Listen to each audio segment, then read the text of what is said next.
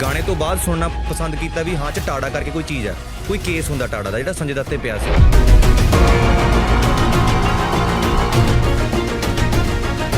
ਇਹ ਬੜੀ ਇੰਪੋਰਟੈਂਟ ਗੱਲ ਹੈ ਜਿਹੜੀ ਮੈਂ ਸੰਜੇ ਦੱਤ ਨੂੰ ਵਾਰਨਿੰਗ ਦਿੱਤੀ ਸੀ। ਜੇ ਤੂੰ ਉਹ ਗੱਲ ਤੂੰ ਨਹੀਂ ਹੈਗਾ, ਆਪਣੀ ਭੈਣ ਨੂੰ ਕਹਿ, ਤੁਹਾਡਾ ਮੈਨੇਜਰ ਹੈ ਸਰਵਰ ਹੁਸੈਨ, ਉਹਨੂੰ ਕਹਿ, ਜਾਂ ਕੋਈ ਕਰਦਾ ਨੌਕਰ ਚਾਕਰ ਇਹ ਪੁਲਿਸ ਸਟੇਸ਼ਨ ਜਾ ਕੇ ਜਮ੍ਹਾਂ ਕਰਾ ਦੇਵੇ। ਤੇ ਜੇ ਤੇਰੇ ਘਰੋਂ ਰਿਕਵਰੀ ਹੋ ਗਈ ਫਿਰ ਟਾੜਾ ਲੱਗ ਜਾਣਾ, ਤੂੰ ਮਰ ਜਾਣਾ ਤੇ ਜਾਣ ਦੇ।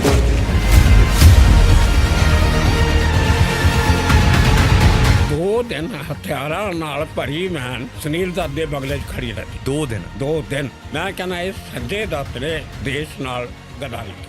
ਉਹਦੇ ਵਿੱਚ 3 AK-56 ਗ੍ਰਨੇਡ ਤੇ ਇੱਕ ਪਿਸਟਲ ਵੀ ਬਲਕਿ ਦੱਸਿਆ ਗਿਆ ਵੀ ਜੋ ਸੰਜੇ ਦੱਤ ਨੇ ਮੰਗਵਾਏ ਸੀ ਤੇ ਜਿਹੜੇ ਇਹਦੇ ਕੋਲ ਬਰਾਮਦ ਹੋਏ ਸੀ। ਇਹ ਸੱਚ ਇਹਨੇ ਮੰਗਵਾਏ ਸੀ, ਪਰ ਉਹਨਾਂ ਨੇ ਕਿਹਾ ਵੀ ਇਹ ਸੇਫ ਹਾਊਸ ਹੈ। ਸੰਜੇ ਦੱਤ VIP ਦਾ ਮੁੰਡਾ, ਦੇਣੇ ਦਾ ਭਾਵੇਂ ਨੂੰ ਇੱਕੋ ਇੱਕ ਸੀਗੇ। ਉਹਨੇ ਹੋਰ ਬੰਦੇ ਤੋਂ ਗੱਲ ਤੜਾਈ, 3 ਟੋਟੇ ਕਰਕੇ ਉਹਦੇ ਨਾਰੀਮਨ ਪੁਆਇੰਟ ਤੇ ਓਬਰਾਏ ਹੋਟਲ ਜਿਹੜਾ 5 ਸਟਾਰ ਹੋਟਲ ਉਹਦੇ ਸਾਹਮਣੇ ਸਮੁੰਦਰ ਚੜ੍ਹਦੀ। ਉਹ 3 ਦੇ 3 ਪੁਰਜੇ ਨੇੜੋਂ ਮਿਲ ਕੇ ਗੋਤਾਖੋਰਾਂ ਨੂੰ ਉਹ ਅਸੈਂਬਲ ਕੀਤਾ ਤਾਂ ਉਹ ਕਹਿੰਦਾ ਰੈਡੀ।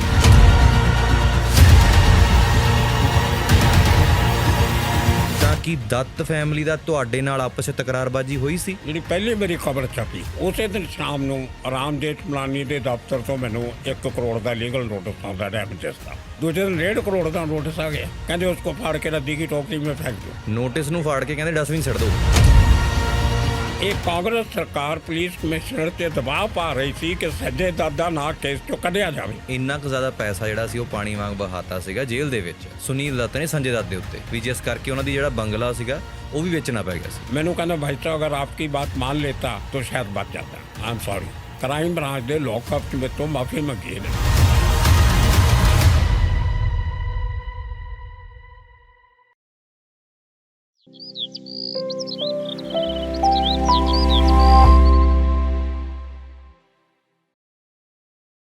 ਸਤਿ ਸ਼੍ਰੀ ਅਕਾਲ ਜੀ ਸਾਰਿਆਂ ਨੂੰ। ਮੈਂ ਗੁਰਪ੍ਰੀਤ ਸਿੰਘ ਬੱਲ ਕੁਦਰਤ ਪੋਡਕਾਸਟ ਵੇਖ ਰਹੇ ਹੋ। ਤੁਹਾਡਾ ਤਹਿ ਦਿਲ ਤੋਂ ਸਵਾਗਤ ਕਰਦਾ ਤੇ ਉਮੀਦ ਕਰਦਾ ਤੁਸੀਂ ਠੀਕ ਠਾਕ ਹੋਵੋਗੇ। ਇੱਕ ਨਵਾਂ ਪੋਡਕਾਸਟ ਤੇ ਇੱਕ ਨਵੀਂ ਕਹਾਣੀ ਤੁਹਾਡੇ ਵਿੱਚ ਹਾਜ਼ਰ ਕਰਨ ਲੱਗਿਆ।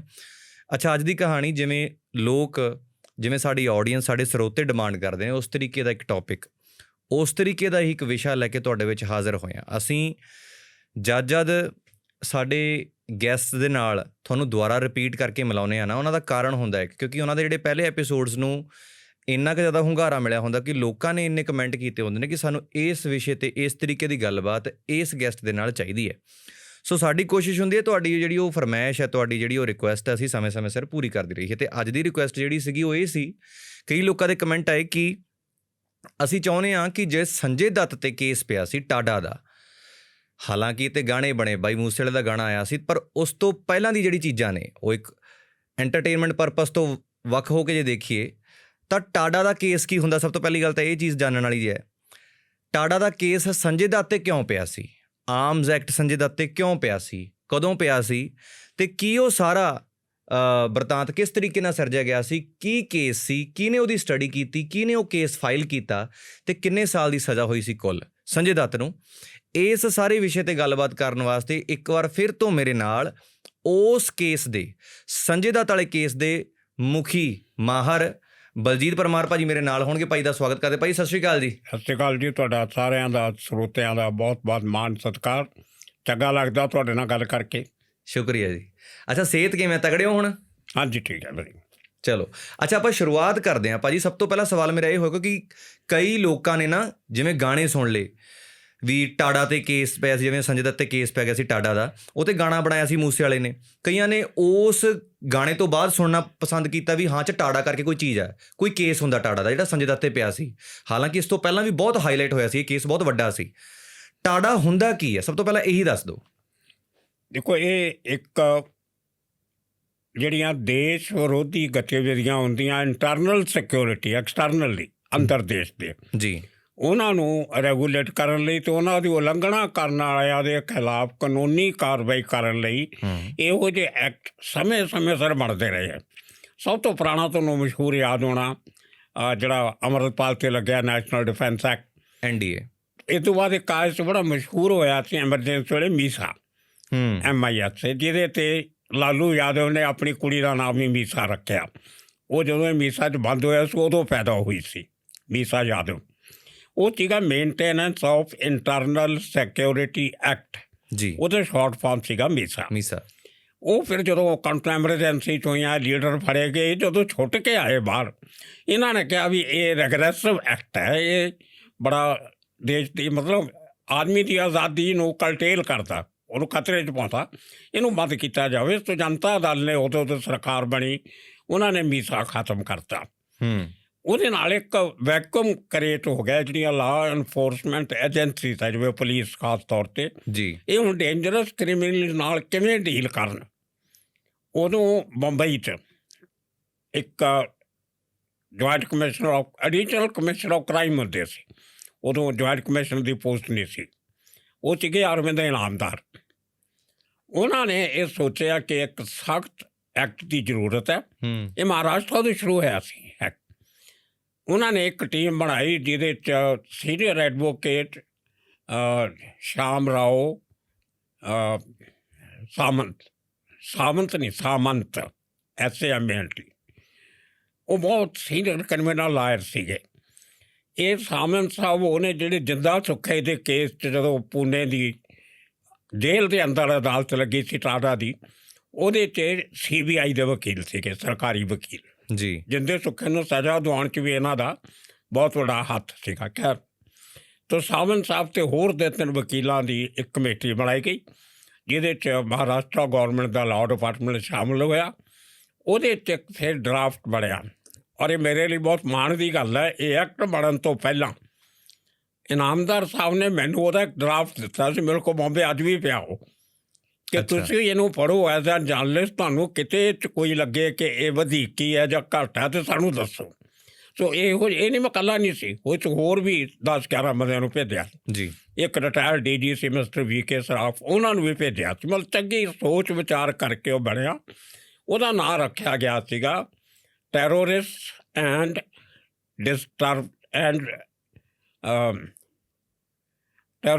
ਡਿਸਟਰਬੈਂਸ ਐਕਟੀਵਿਟੀਜ਼ ਐਕਟ, ਇਹੋ ਜਿਹਾ ਉਹਦਾ ਬਣਦਾ। Terrorist and disruptive activities act. ਠੀਕ ਹੈ। T ਤੋਂ ਟੈਰੋਰਿਸਟ, A ਤੋਂ ਐਂਡ, D ਤੋਂ ਡਿਸਰਪਟਿਵ, ਜਿਹੜਾ ਦੇਸ਼ ਦੇ ਕਾਨੂੰਨ ਨੂੰ ਡਿਸਰਪਟ ਕਰਦਾ। ਡਿਸਰਪਟਿਵ ਐਕਟੀਵਿਟੀਜ਼ ਐਕਟ, ਉਹਨੂੰ ਕਹਿੰਦੇ ਸੀ ਟਾਡਾ ਐਕਟ।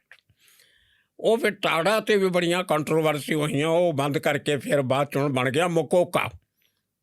ਇਹ ਮਕੋਕਾ ਵੀ ਮਹਾਰਾਸ਼ਟਰ ਤੋਂ ਸ਼ੁਰੂ ਹੋਇਆ ਸੀ। Maintenance of criminal activities act, ਜੋ ਮਕੋਕਾ ਆਫ ਕ੍ਰਿਮੀਨਲ ਐਂਡ ਕੁਛ ਲੰਬਾ ਚੌੜਾ ਨਾਮ। ਠੀਕ ਹੈ। ਉਹ ਪਹਿਲਾਂ ਮਹਾਰਾਸ਼ਟਰ ਸੀਗਾ, ਮਹਾਰਾਸ਼ਟਰ ਐਕਟ ਆਫ ਤੋਂ ਬਾਅਦ 'ਚ ਕਾਉਂਸਲ ਆਫ ਇੰਡੀਆ ਨੇ ਅਡੋਪਟ ਕਰ ਲਿਆ ਉਹਨੂੰ, maintenance of crime control act ਇਹੋ ਜਿਹਾ ਬਣਾ ਤਾ। ਖੈਰ, ਉਹਦੇ 'ਤੇ ਮੈਂ ਜ਼ਿਆਦਾ ਕੰਮ ਨਹੀਂ ਕੀਤਾ ਕਿਉਂਕਿ ਮੇਰੇ ਸਮੇਂ ਤੱਕ ਟਾਡਾ ਹੀ ਸੀਗਾ।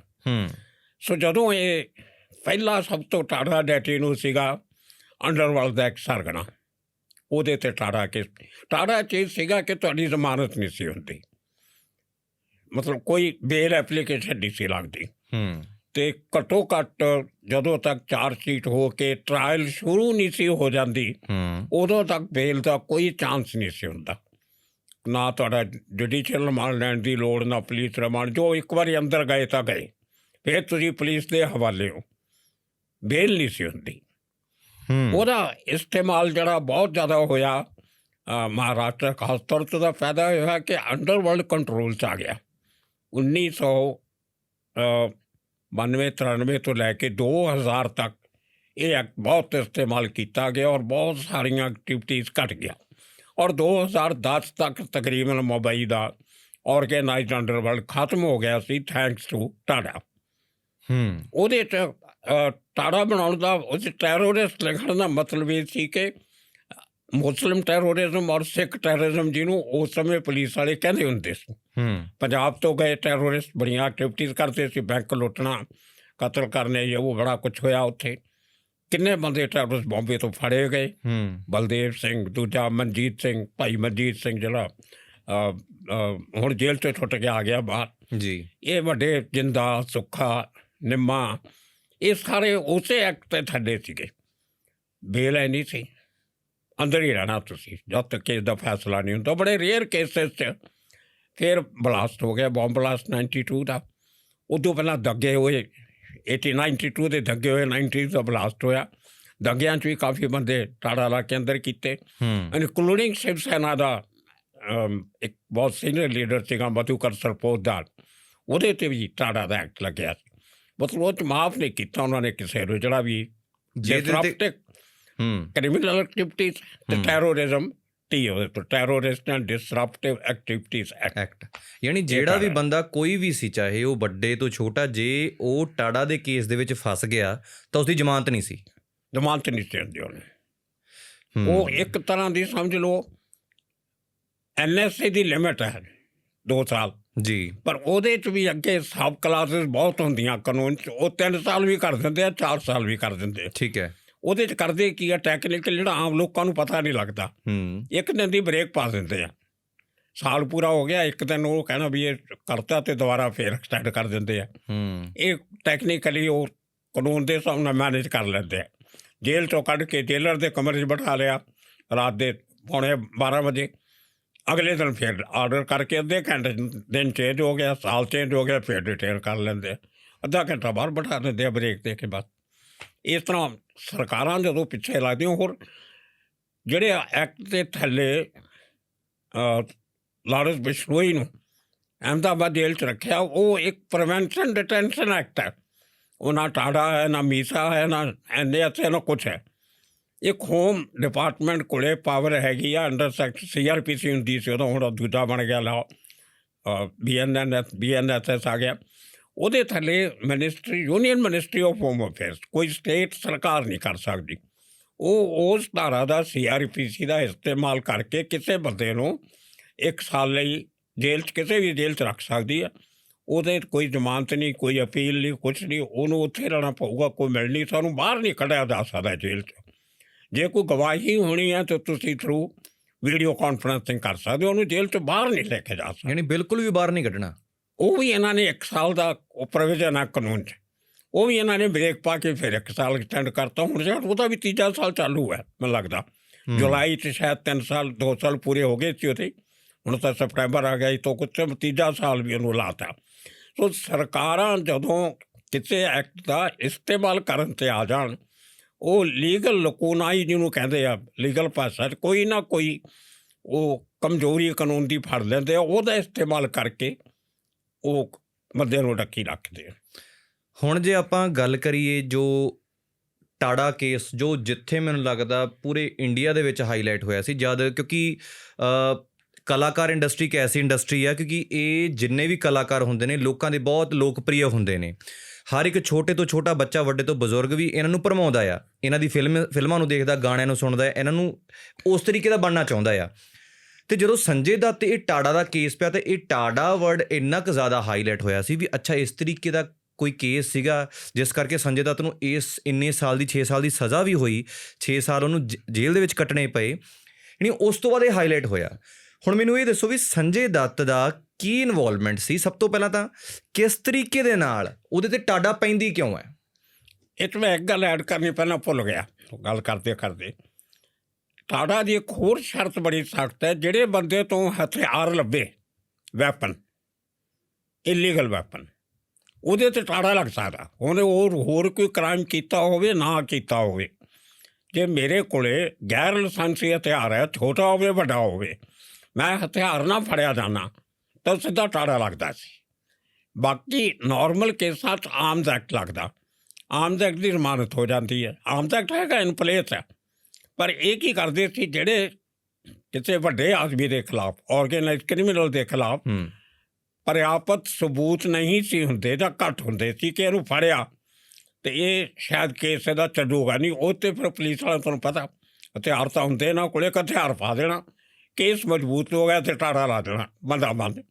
ਹੁਣ ਜਿੰਨੀ ਦੇਰ ਉਹ ਜੇਲ੍ਹ 'ਚ ਬੈਠਾ ਕੋਈ ਐਕਟੀਵਿਟੀ ਨਹੀਂ ਕਰ ਸਕਦਾ। ਉਹ ਹਥਿਆਰ ਉਹਦਾ ਸੀ ਨਹੀਂ ਸੀ, ਇਹਦਾ ਕੋਈ ਮਤਲਬ ਨਹੀਂ, ਉਹਦੀ ਰਿਕਵਰੀ ਦਿਖਾ ਕੇ ਉੱਤੇ ਟਾੜਾ ਲਾ ਕੇ ਅੰਦਰ। 1800 ਕ੍ਰਿਮੀਨਲ ਬੰਬੇ ਦੇ 95 ਤੋਂ 2000 ਤੱਕ ਭਰੇ ਗਏ ਸੀ ਟਾੜਾ ਦੇ ਥੱਲੇ, ਔਰ ਉਹਨਾਂ 1800 ਤੋਂ 1600 ਦੇ ਕਰੀਬ ਉਹ ਸੀ ਜਿਹਨਾਂ ਕੋਲੋਂ ਹਥਿਆਰ ਮਿਲੇ ਸੀ ਕਿ ਇਹ ਕੰਟਰੈਕਟ ਕਿਲਰ ਆ, ਇਹ ਫਲਾਣੇ ਗੈਂਗਸਟਰ ਲਈ ਕੰਮ ਕਰਦਾ। ਉਹਦੇ ਨਾਲ ਜੋੜ ਕੇ ਟਾੜਾ ਲਾਉਂਦੇ ਸੀ। ਸੰਜੇ ਦੱਤ ਦੇ ਕੇਸ 'ਚ ਵੀ ਇਹੀ ਹੋਇਆ।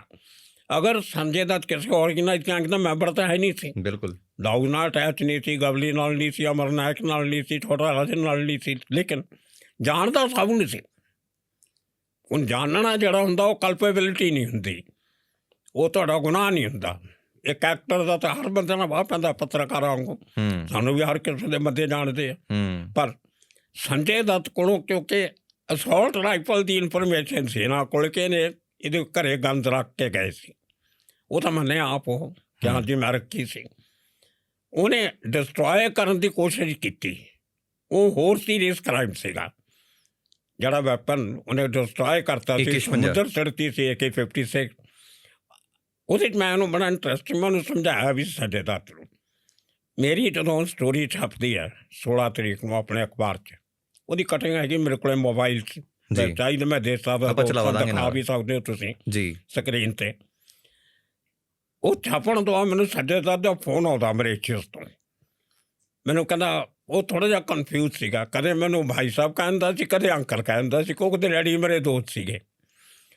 ਕਦੇ ਕਹਿੰਦਾ ਭਾਈ ਸਾਹਿਬ ਇਹ ਚੰਗਾ ਨਹੀਂ ਕੀਤਾ ਤੁਸੀਂ, ਮੇਰੀ ਜ਼ਿੰਦਗੀ ਖਰਾਬ ਕਰਤੀ, ਮੇਰੇ ਕੋਲ ਕੋਈ ਗੱਲ ਨਹੀਂ ਆ, ਇਹ ਤੁਹਾਨੂੰ ਕਿੱਥੋਂ ਇਨਫੋਰਮੇਸ਼ਨ ਮਿਲੀ, ਕਿਹੜੇ ਅਫਸਰ ਨੇ ਦੱਸਿਆ, ਮੈਂ ਉਹਦੇ ਨਾਲ ਗੱਲ ਕਰਦਾ। ਮੈਂ ਕਿਹਾ ਇਹ ਸਵਾਲ ਪੁੱਛਣ ਦਾ ਤੈਨੂੰ ਕੋਈ ਹੱਕ ਨਹੀਂ ਹੈ, ਮੈਨੂੰ ਕਿੱਥੋਂ ਖਬਰ ਮਿਲੀ ਨਹੀਂ ਮਿਲੀ ਉਹ ਮੇਰਾ ਕੰਮ ਹੈ, ਮੇਰਾ ਪ੍ਰੋਫੈਸ਼ਨ ਹੈ। ਪਰ ਇਹਦਾ ਫਰੈਂਡ ਕਹਿ ਲਾ ਜਾਂ ਦੱਤ ਸਾਹਿਬ ਦਾ ਬੇਟਾ ਹੋਣ ਦੇ ਨਾਤੇ ਮੈਂ ਤੈਨੂੰ ਇੱਕ ਸਲਾਹ ਦਿੰਦਾ, ਤੇਰੇ ਕੋਲ ਬੰਦੂਕ ਜਿੱਥੇ ਵੀ ਹੈਗੀ, ਤੂੰ ਤਾਂ ਮਰੀਸ਼ੀਅਸ ਬੈਠਾ, ਉਹ ਬੰਬੇ ਹੋਣੀ ਹੈ ਕਿਤੇ ਗਨ, ਜੇ ਤਾਂ ਤੂੰ ਉਹ ਗਨ ਖੁਦ ਸਰੈਂਡਰ ਕਰ ਦੇਣਾ। ਇਹ ਬੜੀ ਇੰਪੋਰਟੈਂਟ ਗੱਲ ਹੈ ਜਿਹੜੀ ਮੈਂ ਸੰਜੇ ਦੱਤ ਨੂੰ ਵਾਰਨਿੰਗ ਦਿੱਤੀ ਸੀ। ਜੇ ਤੂੰ ਉਹ ਗਨ ਤੂੰ ਨਹੀਂ ਹੈਗਾ, ਆਪਣੀ ਭੈਣ ਨੂੰ ਕਹਿ, ਤੁਹਾਡਾ ਮੈਨੇਜਰ ਹੈ ਸਰਵਰ ਹੁਸੈਨ, ਉਹਨੂੰ ਕਹਿ, ਜਾਂ ਕੋਈ ਘਰ ਦਾ ਨੌਕਰ ਚਾਕਰ ਇਹ ਪੁਲਿਸ ਸਟੇਸ਼ਨ ਜਾ ਕੇ ਜਮ੍ਹਾਂ ਕਰਾ ਦੇਵੇ। ਉਹ ਜਮ੍ਹਾਂ ਕਰਾਊਗਾ ਅਤੇ ਤੇਰੇ 'ਤੇ ਆਰਮਜ਼ ਐਕਟ ਦਾ ਕੇਸ ਬਣੂਗਾ, ਅਤੇ ਜੇ ਤੇਰੇ ਘਰੋਂ ਰਿਕਵਰੀ ਹੋ ਗਈ ਫਿਰ ਟਾਟਾ ਲੱਗ ਜਾਣਾ, ਤੂੰ ਮਰ ਜਾਣਾ, ਤੇਰੀ ਜਾਨ ਨਹੀਂ ਬਚਣੀ। ਇਹ ਮੈਂ ਇਹਨੂੰ ਪਹਿਲਾਂ ਸਮਝਾਤਾ ਸੀ। ਤੁਸੀਂ ਸਲਾਹ ਦਿੱਤੀ ਸੀ? ਹਾਂਜੀ, ਪਹਿਲਾਂ ਹੀ ਗਨ ਰਿਕਵਰ ਹੋਣ ਤੋਂ ਪਹਿਲਾਂ, ਮੇਰੀ ਸਟੋਰੀ ਛਪਣ ਤੋਂ ਬਾਅਦ। 16 ਤਰੀਕ ਨੂੰ ਖਬਰ ਛਪਦੀ ਹੈ, 16 ਤਰੀਕ ਨੂੰ ਸਵੇਰੇ 8 ਵਜੇ ਮੈਨੂੰ ਫੋਨ ਆਉਂਦਾ ਸੰਜੇ ਦੱਤ ਦਾ। ਮੈਂ ਉਹਨੂੰ ਸਮਝਾਇਆ, ਅਤੇ ਤੇਰੇ ਮੈਂ ਭਲੇ ਲਈ ਦੱਸ ਰਿਹਾ ਕਿ ਗਨ ਜਮ੍ਹਾਂ ਕਰਾ ਦੇ, ਸਰੈਂਡਰ ਕਰ ਦੇ, ਆਰਮਜ਼ ਐਕਟ ਦਾ ਕੇਸ ਬਣੂਗਾ। ਜੇ ਤੇਰੇ ਘਰੇ ਪੁਲਿਸ ਵਾਲੇ ਰੇਡ ਮਾਰ ਕੇ ਲੱਭ ਲਈ ਕਿਤੇ ਅਲਮਾਰੀ 'ਚ ਲੁਕੀ, ਉਹ ਰਿਕਵਰੀ ਹੋ ਜਾਣੀ ਹੈ, ਫਿਰ ਟਾੜਾ ਲੱਗ ਜਾਣਾ। ਟਾੜਾ ਤੇਰੀ ਜ਼ਮਾਨਤ ਹੀ ਹੋਣੀ, ਜਿੱਥੇ ਮਰਜ਼ੀ ਚਲਿਆ ਜਾਈ। ਟਾੜਾ ਦਾ ਕੇਸ ਸਿੱਧਾ ਚੱਲਦਾ ਸੈਸ਼ਨ ਕੋਰਟ, ਉੱਥੋਂ ਉਹਦੀ ਅਗਰ ਕੋਈ ਰਿਲੀਫ ਕਿਸੇ ਨੂੰ ਚਾਹੀਦੀ ਹੈ, ਕਿਸੇ ਨੂੰ ਸਿੱਧਾ ਹਾਈ ਕੋਰਟ ਜਾਣਾ ਪੈਂਦਾ। ਉਹ ਲੋਅਰ ਕੋਰਟ ਉਹ ਨਹੀਂ ਹੈ, ਹਾਈ ਕੋਰਟ ਤੋਂ ਬਾਅਦ ਸਿੱਧਾ ਸੁਪਰੀਮ ਕੋਰਟ। ਬਸ ਇਹ ਦੋ ਹੀ ਅਪੀਲਾਂ ਨੇ ਵਿੱਚ। ਆਪਣੇ ਪੰਜਾਬ 3-4 ਹੋ ਜਾਂਦੀਆਂ, ਇੱਕ ਲੋਅਰ ਕੋਰਟ ਹੁੰਦੀ ਹੈ ਜੀ, ਫਿਰ senior CJM chief judicial magistrate, ਫਿਰ ਸੈਸ਼ਨ ਜੱਜ, ਫਿਰ ਹਾਈ ਕੋਰਟ ਆਇਆ, ਉੱਥੇ ਸਿੱਧਾ डायरेक्ट हाई कोर्ट है। कहना मैं डैडी से बात करके आपको बताता हूँ। 2 घंटे बाद फिर फोन आ गया। उधर मैनू 6-7 बारी फोन आया संजय दत्त का। संजय दत्त मैनू कहता समरा साहब का नंबर दो। समरा साहब पुलिस कमिश्नर से पंजाबी जी। मैं क्या मैं उन्होंने पूछे बिना नंबर नहीं दे सकता, तो आ दफ्तर का नंबर तू लै ला। उन्होंने मैं दफ्तर देता 22620828। मैं क्या ये तो कर ला दफ्तर। वो कहता वो तो मेरे पास है, उनको मुझे घर का नंबर दीजिए। मैं क्या वो नहीं मैं दे सकता बिना पूछे। तो मैं क्यों कहा समरा साहब ने, शाम को मेरी गल हुई समरा साहब ने घरे पहुँच गए। चलो मैं को संजय दत्त का फोन आया सी, वो नंबर मंगता है तो मैं दिता नहीं, कदे दे देना सी, की फर्क पैंदा। वैसे वो फोन आ गया सी कहते, तो मैं बड़ा हैरान। मैं की गल हुई, की कहता, कहता वो इमोशनल जी गल्लां करदा सी, एक्टर जिवें करदे हुंदे। समरा साहब की गल कहते मैनू कहता सी जे तुहानूं लगदा मैं कोई क्राइम कीता तो मैं शूटिंग छड्ड के आ जाना। मैं कि तुसीं की कहा? समरा साहब कहते मैं क्यों कोई नहीं, सानूं तेरी कोई लोड़ नहीं है, तू आराम नाल काम खत्म करके आ जी। नाले समरा साहब हੱਸਣ लग गए। मैं समझ गया दे पिछे कोई चाल। मैं अगले दिन सवेरे सवेरे फिर समरा साहब नूं फोन किया 7:30-8 बजे। मैं कि सर कल मैनू तुहाडी गल समझ नहीं आई, तुसीं क्यों कहता तेरी सानूं लोड़ नहीं कि जो मर्जी आ जी, काम खत्म करके आई। कहते बलजीत ये बड़े डेलीकेट जो बंदे होंगे, फिल्म एक्टर होए, पॉलिटिशियन होए, इन्होंने जो डरा दो ना फिर कानून तो भजते हैं, कानून फेस नहीं करते। जे मैं कह दिंदा तेरे खिलाफ साढ़े को सारे सबूत है, तुम तो असीं पुट्ठा टंग देना, ਉਹਨੇ ਕਹਿੰਦੇ ਦੁਬਈ ਭੱਜ ਜਾਂਦਾ, ਕਿਤੇ ਲੰਡਨ ਭੱਜ ਜਾਂਦਾ, ਕਿੰਨੇ ਕ੍ਰਿਮੀਨਲ ਕਹਿੰਦੇ ਆਪਣੇ ਬਾਹਰ ਬੈਠੇ ਵਾਪਸ ਨਹੀਂ ਆਏ। ਪੈਸਾ ਇਹਨਾਂ ਕੋਲ ਹੈਗਾ, ਵਕੀਲ ਕਰ ਲੈਣੇ ਸੀ, ਟੱਡਾ ਮੁੰਡਾ ਕੇਸ ਹੁੰਦਾ, ਬਾਅਦ 'ਚ ਆ ਜਾਂਦੇ ਜਾਂ ਨਾ ਵੀ ਆਉਂਦੇ। ਇਹਨੇ ਭੱਜ ਜਾਣਾ ਸੀ, ਮੈਨੂੰ ਪੱਕਾ ਪਤਾ ਸੀ। ਮੈਂ ਤਾਂ ਕਿਹਾ ਕੋਈ ਗੱਲ ਨਹੀਂ। ਲਓ ਜੀ, ਸੰਜੇ ਦੱਤ ਸ਼ੇਰ ਹੋ ਗਿਆ। ਉਹਨੇ ਅਗਲੇ ਦਿਨ ਟਾਈਮਸ ਆਫ ਇੰਡੀਆ ਦੇ ਕ੍ਰਾਈਮ ਰਿਪੋਰਟਰ ਨਾਲ ਗੱਲ ਕਰ ਲਈ ਕਿ ਬਲਜੀਤ ਪਰਮਾਰ ਦੀ ਸਟੋਰੀ ਗਲਤ ਹੈ। ਮੈਨੂੰ ਤਾਂ ਪੁਲਿਸ ਕਮਿਸ਼ਨਰ ਕਹਿੰਦਾ ਤੇਰੇ ਖਿਲਾਫ ਕੇਸ ਹੀ ਕੋਈ ਨਹੀਂ, ਜੇ ਤੋਂ ਮਰਜ਼ੀ ਆ ਜੀ ਕੰਮ ਖਤਮ ਕਰਕੇ। ਉਹਨਾਂ ਨੇ ਛਾਪਤੀ, ਟਾਈਮਸ ਆਫ ਇੰਡੀਆ ਨੇ। ਟਾਈਮਸ ਆਫ ਇੰਡੀਆ ਨੇ ਛਾਪਤੀ ਔਰ ਸਾਮਰਾ ਸਾਹਿਬ ਨੂੰ ਕੋਟ ਕੀਤਾ। ਸਾਮਰਾ ਸਾਹਿਬ ਨੂੰ ਕਹਿੰਦੇ ਵੀ ਤੁਸੀਂ ਤੁਹਾਡੇ ਇਸ ਬਾਰੇ ਕੀ ਕਹਿਣਾ ਬਲਜੀਤ ਪਰਮਾਰ ਦੀ ਸਟੋਰੀ ਬਾਰੇ। ਸਾਮਰਾ ਸਾਹਿਬ ਕਹਿੰਦੇ ਨੋ ਕਮੈਂਟਸ। ਨੋ ਕਮੈਂਟਸ ਦਾ ਮਤਲਬ ਕੀ ਹੁੰਦਾ? ਨਾ ਸਟੋਰੀ ਗਲਤ ਆ ਨਾ ਸਹੀ ਹੈ। ਸਟੋਰੀ ਸਹੀ ਹੈ ਉਹ ਸਾਮਰਾ ਸਾਹਿਬ ਨੇ ਦੱਸਣਾ ਨਹੀਂ ਸੀ, ਕਿਉਂਕਿ ਮੇਰੇ ਨਾਲ ਟਿਊਨਿੰਗ ਬੜੀ ਚੰਗੀ ਸੀ। ਡਨਾਈ ਉਹਨਾਂ ਨੇ ਕਰਨੀ ਨਹੀਂ ਸੀ, ਕਿਉਂਕਿ ਸਟੋਰੀ ਸਹੀ ਹੈ। So Times of India police commissioner ਦਾ ਕਮੈਂਟ ਸਰ ਨੋ ਕਮੈਂਟ ਛਪਿਆ ਸੀ। ਉਹ ਲੋਕ ਸਾਰੇ ਸਮਝ ਗਏ ਕਿ ਬਲਜੀਤ ਪਰਮਾਰ ਦੀ ਗੱਲ ਸਹੀ ਵੀ ਗੱਲ ਕੁਛ ਹੋਰ ਆ। ਸੋ ਉਹ ਸਿੱਧ ਹੋ ਗਿਆ। ਫਿਰ ਇਹਨਾਂ ਨੇ ਪ੍ਰੈਸ਼ਰ ਪਾਉਣ ਦੀ ਕੋਸ਼ਿਸ਼ ਕੀਤੀ, ਸਕੈਂਡਲ ਖੜ੍ਹਾ ਕਰਨ ਦੀ ਕੋਸ਼ਿਸ਼ ਕੀਤੀ। ਹੁਣ ਸਮਰਾ ਸਾਹਿਬ ਦਾ ਕਰੈਕਟਰ ਕੈਲੀਬਰ ਇੰਨਾ ਵੱਡਾ ਸੀ IPS ਸਰਕਲ 'ਚ ਔਰ ਸਰਕਾਰੀ ਸਰਕਲ 'ਚ, ਉਹਨਾਂ 'ਤੇ ਕੋਈ ਐਲੀਗੇਸ਼ਨ ਨਹੀਂ ਸੀ ਲਾ ਸਕਦਾ ਕੋਈ ਵੀ। ਉਹਨਾਂ ਨੇ ਕਿਹਾ ਜੀ ਕਿ ਟਾਈਮਸ ਆਫ ਇੰਡੀਆ ਨੇ ਸਟੋਰੀ ਛਾਪੀ ਸੀ ਬੜੇ ਚੁੱਪਵੇਂ ਤਰੀਕੇ ਨਾਲ। ਸੰਜੇ ਦੱਤ ਦੇ ਫੈਮਿਲੀ ਸੋਰਸਿਸ ਕੋਟ ਕਰਦੇ ਕਿ ਜੀ ਇਹ ਪੁਲਿਸ ਦੇ ਉੱਪਰ ਪ੍ਰੈਸ਼ਰ ਸੀਗਾ, ਗੌਰਮੈਂਟ ਕਾਂਗਰਸ ਦੀ ਸੀ ਉਦੋਂ, ਦਿੱਲੀ 'ਚ ਵੀ ਅਤੇ ਬੰਬੇ 'ਚ ਵੀ। ਇਹ ਕਾਂਗਰਸ ਸਰਕਾਰ ਪੁਲਿਸ ਕਮਿਸ਼ਨਰ 'ਤੇ ਦਬਾਅ ਪਾ ਰਹੀ ਸੀ ਕਿ ਸੰਜੇ ਦੱਤ ਦਾ ਨਾਂ ਕੇਸ 'ਚੋਂ ਕੱਢਿਆ ਜਾਵੇ। ਇਸ ਕਰਕੇ ਕਿਉਂਕਿ ਸਮਰਾ ਨੇ ਕੱਢਣਾ ਨਹੀਂ ਸੀ, ਇਮਾਨਦਾਰ ਅਫਸਰ ਹੈ, ਉਹਨੇ ਇਹ ਖਬਰ ਲੀਕ ਕਰਤੀ, ਬਲਜੀਤ ਪਰਮਾਰ ਨੂੰ ਦੇਤੀ ਤਾਂ ਕਿ ਇਹ ਫੈਲ ਜੇ ਅਤੇ ਸੰਜੇ ਦੱਤ ਬਚੇ ਨਾ। ਮਤਲਬ ਮੈਨੂੰ ਵਿਲਨ ਬਣਾਉਣ ਦੀ ਕੋਸ਼ਿਸ਼ ਕੀਤੀ ਕਿ ਸਮਰਾ ਨੇ ਬਲਜੀਤ ਪਰਮਾਰ ਦਾ ਇਸਤੇਮਾਲ ਕੀਤਾ ਸੰਜੇ ਦੱਤ ਨੂੰ ਫਸਾਉਣ ਲਈ ਤਾਂ ਕਿ ਉਹ ਬਚ ਨਾ ਸਕੇ। ਔਰ ਇਹ ਬੜੀ ਲੋਕਾਂ ਨੂੰ ਗੱਲ ਚੰਗੀ ਲੱਗੀ। ਇਹ ਅਫਵਾਹ ਬਣ ਗਈ, ਫੈਲ ਗਈ, ਪ੍ਰੈਸ ਕਲੱਬ 'ਚ ਦੁੱਧ ਚਰਚੇ ਹੋਣ ਲੱਗੇ। ਮੈਨੂੰ ਕੀ ਫਰਕ ਪੈਂਦਾ, ਕਰੀ ਜਾਓ। 19 ਤਰੀਕ ਨੂੰ ਜਦੋਂ ਇਹ ਵਾਪਸ ਆਇਆ, ਦੇਖ ਕੇ ਰੌਲਾ ਪੈ ਗਿਆ। ਪੁਲਿਸ ਕਮਿਸ਼ਨਰ ਕਹਿੰਦਾ ਕੋਈ ਕੇਸ ਨਹੀਂ, ਪ੍ਰੈਸ ਮੇਰੇ ਨਾਲ ਹੈ। ਏਅਰਪੋਰਟ 'ਤੇ ਜੇ ਉਤਰਿਆ ਇਹਨੂੰ ਬਾਹਰ ਵੀ ਨਹੀਂ ਆਉਣ ਦਿੱਤਾ। ਉੱਥੇ ਫੜ ਲਿਆ। ਜਦੋਂ ਅੰਮ੍ਰਿਤਸਰ ਦੀ ਫਲਾਈਟ ਦੀ ਸੀੜੀਆਂ ਉੱਤੇ ਉਤਰਿਆ ਅਤੇ ਰਕੇਸ਼ ਮਾਰੀ ਆਪਣੀ ਗੱਡੀ ਪੌੜੀਆਂ ਕੋਲ ਲੈ ਕੇ ਖੜ੍ਹਾ ਸੀ। ਪੌੜੀਆਂ 'ਚ ਉਤਰਦੇ ਕਾਰ 'ਚ ਬਿਠਾਇਆ, ਪਿਛਲੇ VIP ਗੇਟ 'ਚੋਂ ਸਿੱਧਾ ਕ੍ਰਾਈਮ ਬ੍ਰਾਂਚ ਲੈ ਕੇ ਅਰਲੀ ਮੋਰਨਿੰਗ 3:30 4 ਵਜੇ ਉਤਰਿਆ ਸੀ ਮੇਰਾ ਖਿਆਲ। ਰਾਤ ਨੂੰ ਫਲਾਈਟ ਆਉਂਦੀ ਹੈ ਅੰਮ੍ਰਿਤਸਰ ਦੀ, ਅੰਮ੍ਰਿਤਸਰ। ਦੋ ਹੀ ਫਲਾਈਟਾਂ ਜਾਂਦੇ ਸੀ, ਕਾਇਲ ਇੰਡੀਆ ਦੀ ਜਾਂਦੀ ਸੀ ਅਤੇ ਇੱਕ ਅੰਮ੍ਰਿਤਸਰ ਦੀ ਇੱਥੇ ਆਉਂਦੀ ਸੀ ਵਾਪਸ ਜਾਣ। ਜਦੋਂ ਫੜਿਆ ਗਿਆ ਫਿਰ ਮੇਰੇ ਦੁਆਲੇ ਹੋ ਗਏ ਸਾਰੇ। ਹੁਣ ਦੱਸੋ ਤੁਹਾਨੂੰ ਖਬਰ ਕਿਵੇਂ ਆਈ ਸੀ ਤੁਹਾਡੇ ਕੋਲੇ? ਬਿਲਕੁਲ, ਇਹ ਬਹੁਤ ਵੱਡਾ ਸਵਾਲ ਹੈ। ਫਿਰ ਤੱਕ 19 ਤਰੀਕ ਤੱਕ ਤਾਂ ਲੋਕ ਮੰਨੀ ਬੈਠੇ ਸੀ ਕਿ ਸਟੋਰੀ ਗਲਤ ਹੈ, ਇਹ ਪਲਾਟ ਕੀਤੀ ਗਈ ਸਟੋਰੀ ਹੈ। ਅੱਛਾ। ਅਰੈਸਟ ਹੋਣ ਤੋਂ ਬਾਅਦ ਮੈਂ ਹੀਰੋ ਬਣਿਆ, ਉਦੋਂ ਪਹਿਲਾਂ ਸੰਜੇ ਦੱਤ ਹੀ ਹੀਰੋ ਸੀ। ਜਿਹੜੀ ਜਿੰਨੀ ਕਹਾਣੀ ਪਹਿਲਾਂ ਕੋਟ ਕੀਤੀ ਗਈ ਕਿ ਸਮਰਾ ਸਾਹਿਬ 'ਤੇ ਉਹਨਾਂ ਨੇ ਆਪਣੇ ਕੀ ਤੁਹਾਡਾ ਇਸਤੇਮਾਲ ਕਰਕੇ ਇਹ ਖਬਰ ਲੀਕ ਕਰਤੀ ਅਤੇ ਤੁਹਾਨੂੰ ਇੱਕ ਵਿਲਨ ਬਣਾ ਤਾ, ਬਿਲਕੁਲ ਉਹ ਝੂਠੀ ਪੈ ਗਈ। ਅਤੇ ਜਿਹੜੀ ਤੁਹਾਡੀ ਕਹਾਣੀ ਸੀ ਅਸਲ ਤੌਰ 'ਤੇ ਉਹ ਮੇਨ ਹਾਈਲਾਈਟ ਹੋ ਗਈ ਕਿ ਜੋ ਬਲਜੀਤ ਪਰਮਾਰ ਨੇ ਛਾਪਿਆ ਸੀ ਉਹ ਅਸਲ ਤੌਰ 'ਤੇ ਸਿੱਧ ਹੋ ਗਿਆ। ਹਾਂ, ਸਹੀ ਸੀਗਾ। ਉਹ ਕ੍ਰੈਡੀਬਿਲਿਟੀ ਜਿਹੜੀ ਸੀ ਉਹ ਮੇਰੀ ਬਹੁਤ ਵੱਡੇ ਲੈਵਲ 'ਤੇ ਐਸਟੈਬਲਿਸ਼ ਹੋਈ। ਫਿਰ ਲੋਕਾਂ ਨੇ ਕਈ ਸਟੋਰੀਆਂ ਇਹੋ ਜਿਹੀਆਂ ਵੀ ਚਲਾਈਆਂ ਮੇਰੇ ਨਾਲ ਬਿਨਾਂ ਗੱਲ ਕੀਤਿਆਂ। ਕਿਵੇਂ ਦੀਆਂ? ਕਿਸੇ ਨੇ ਕਿਹਾ ਕਿ ਬਲਜੀਤ ਪਰਮਾਰ ਨੂੰ ਅੰਦਰ ਖਾਤੇ ਖੁਫੀਆ ਖਬਰਾਂ ਪੁਲਿਸ ਦਿੰਦੀ ਸੀ।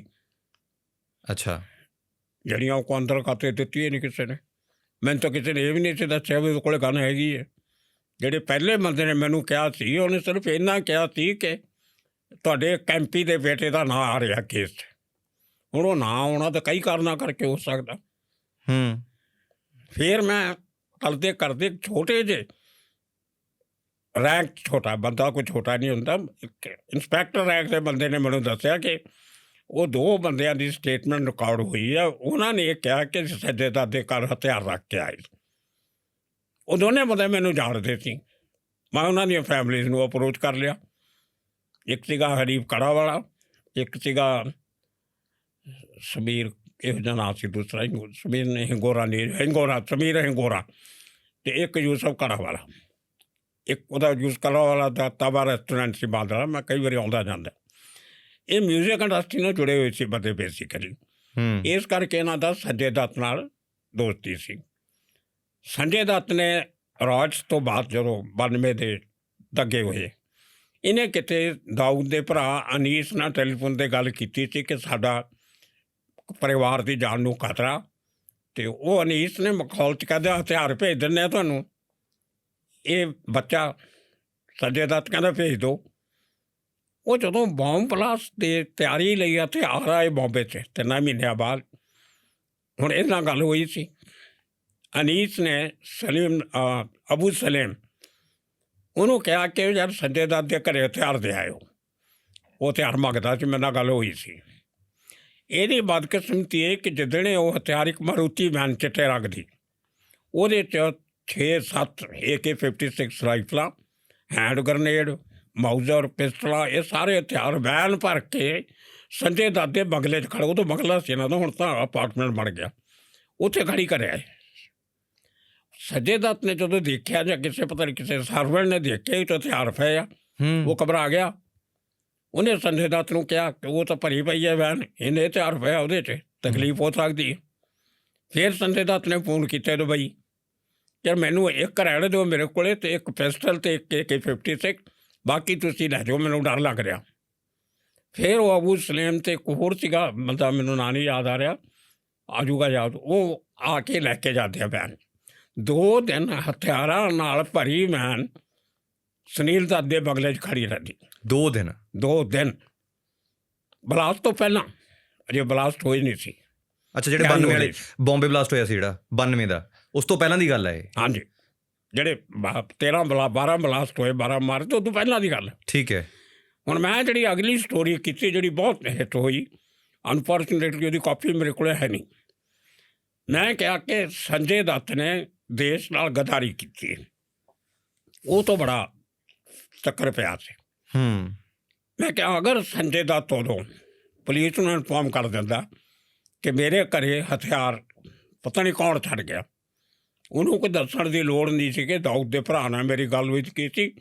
ਮੈਂ ਉੱਠਿਆ ਸਵੇਰੇ, ਮੈਂ ਦੇਖਿਆ ਕਾਰ ਖੜੀ ਹੈ, ਸ਼ਾਇਦ ਬਚ ਜਾਂਦਾ।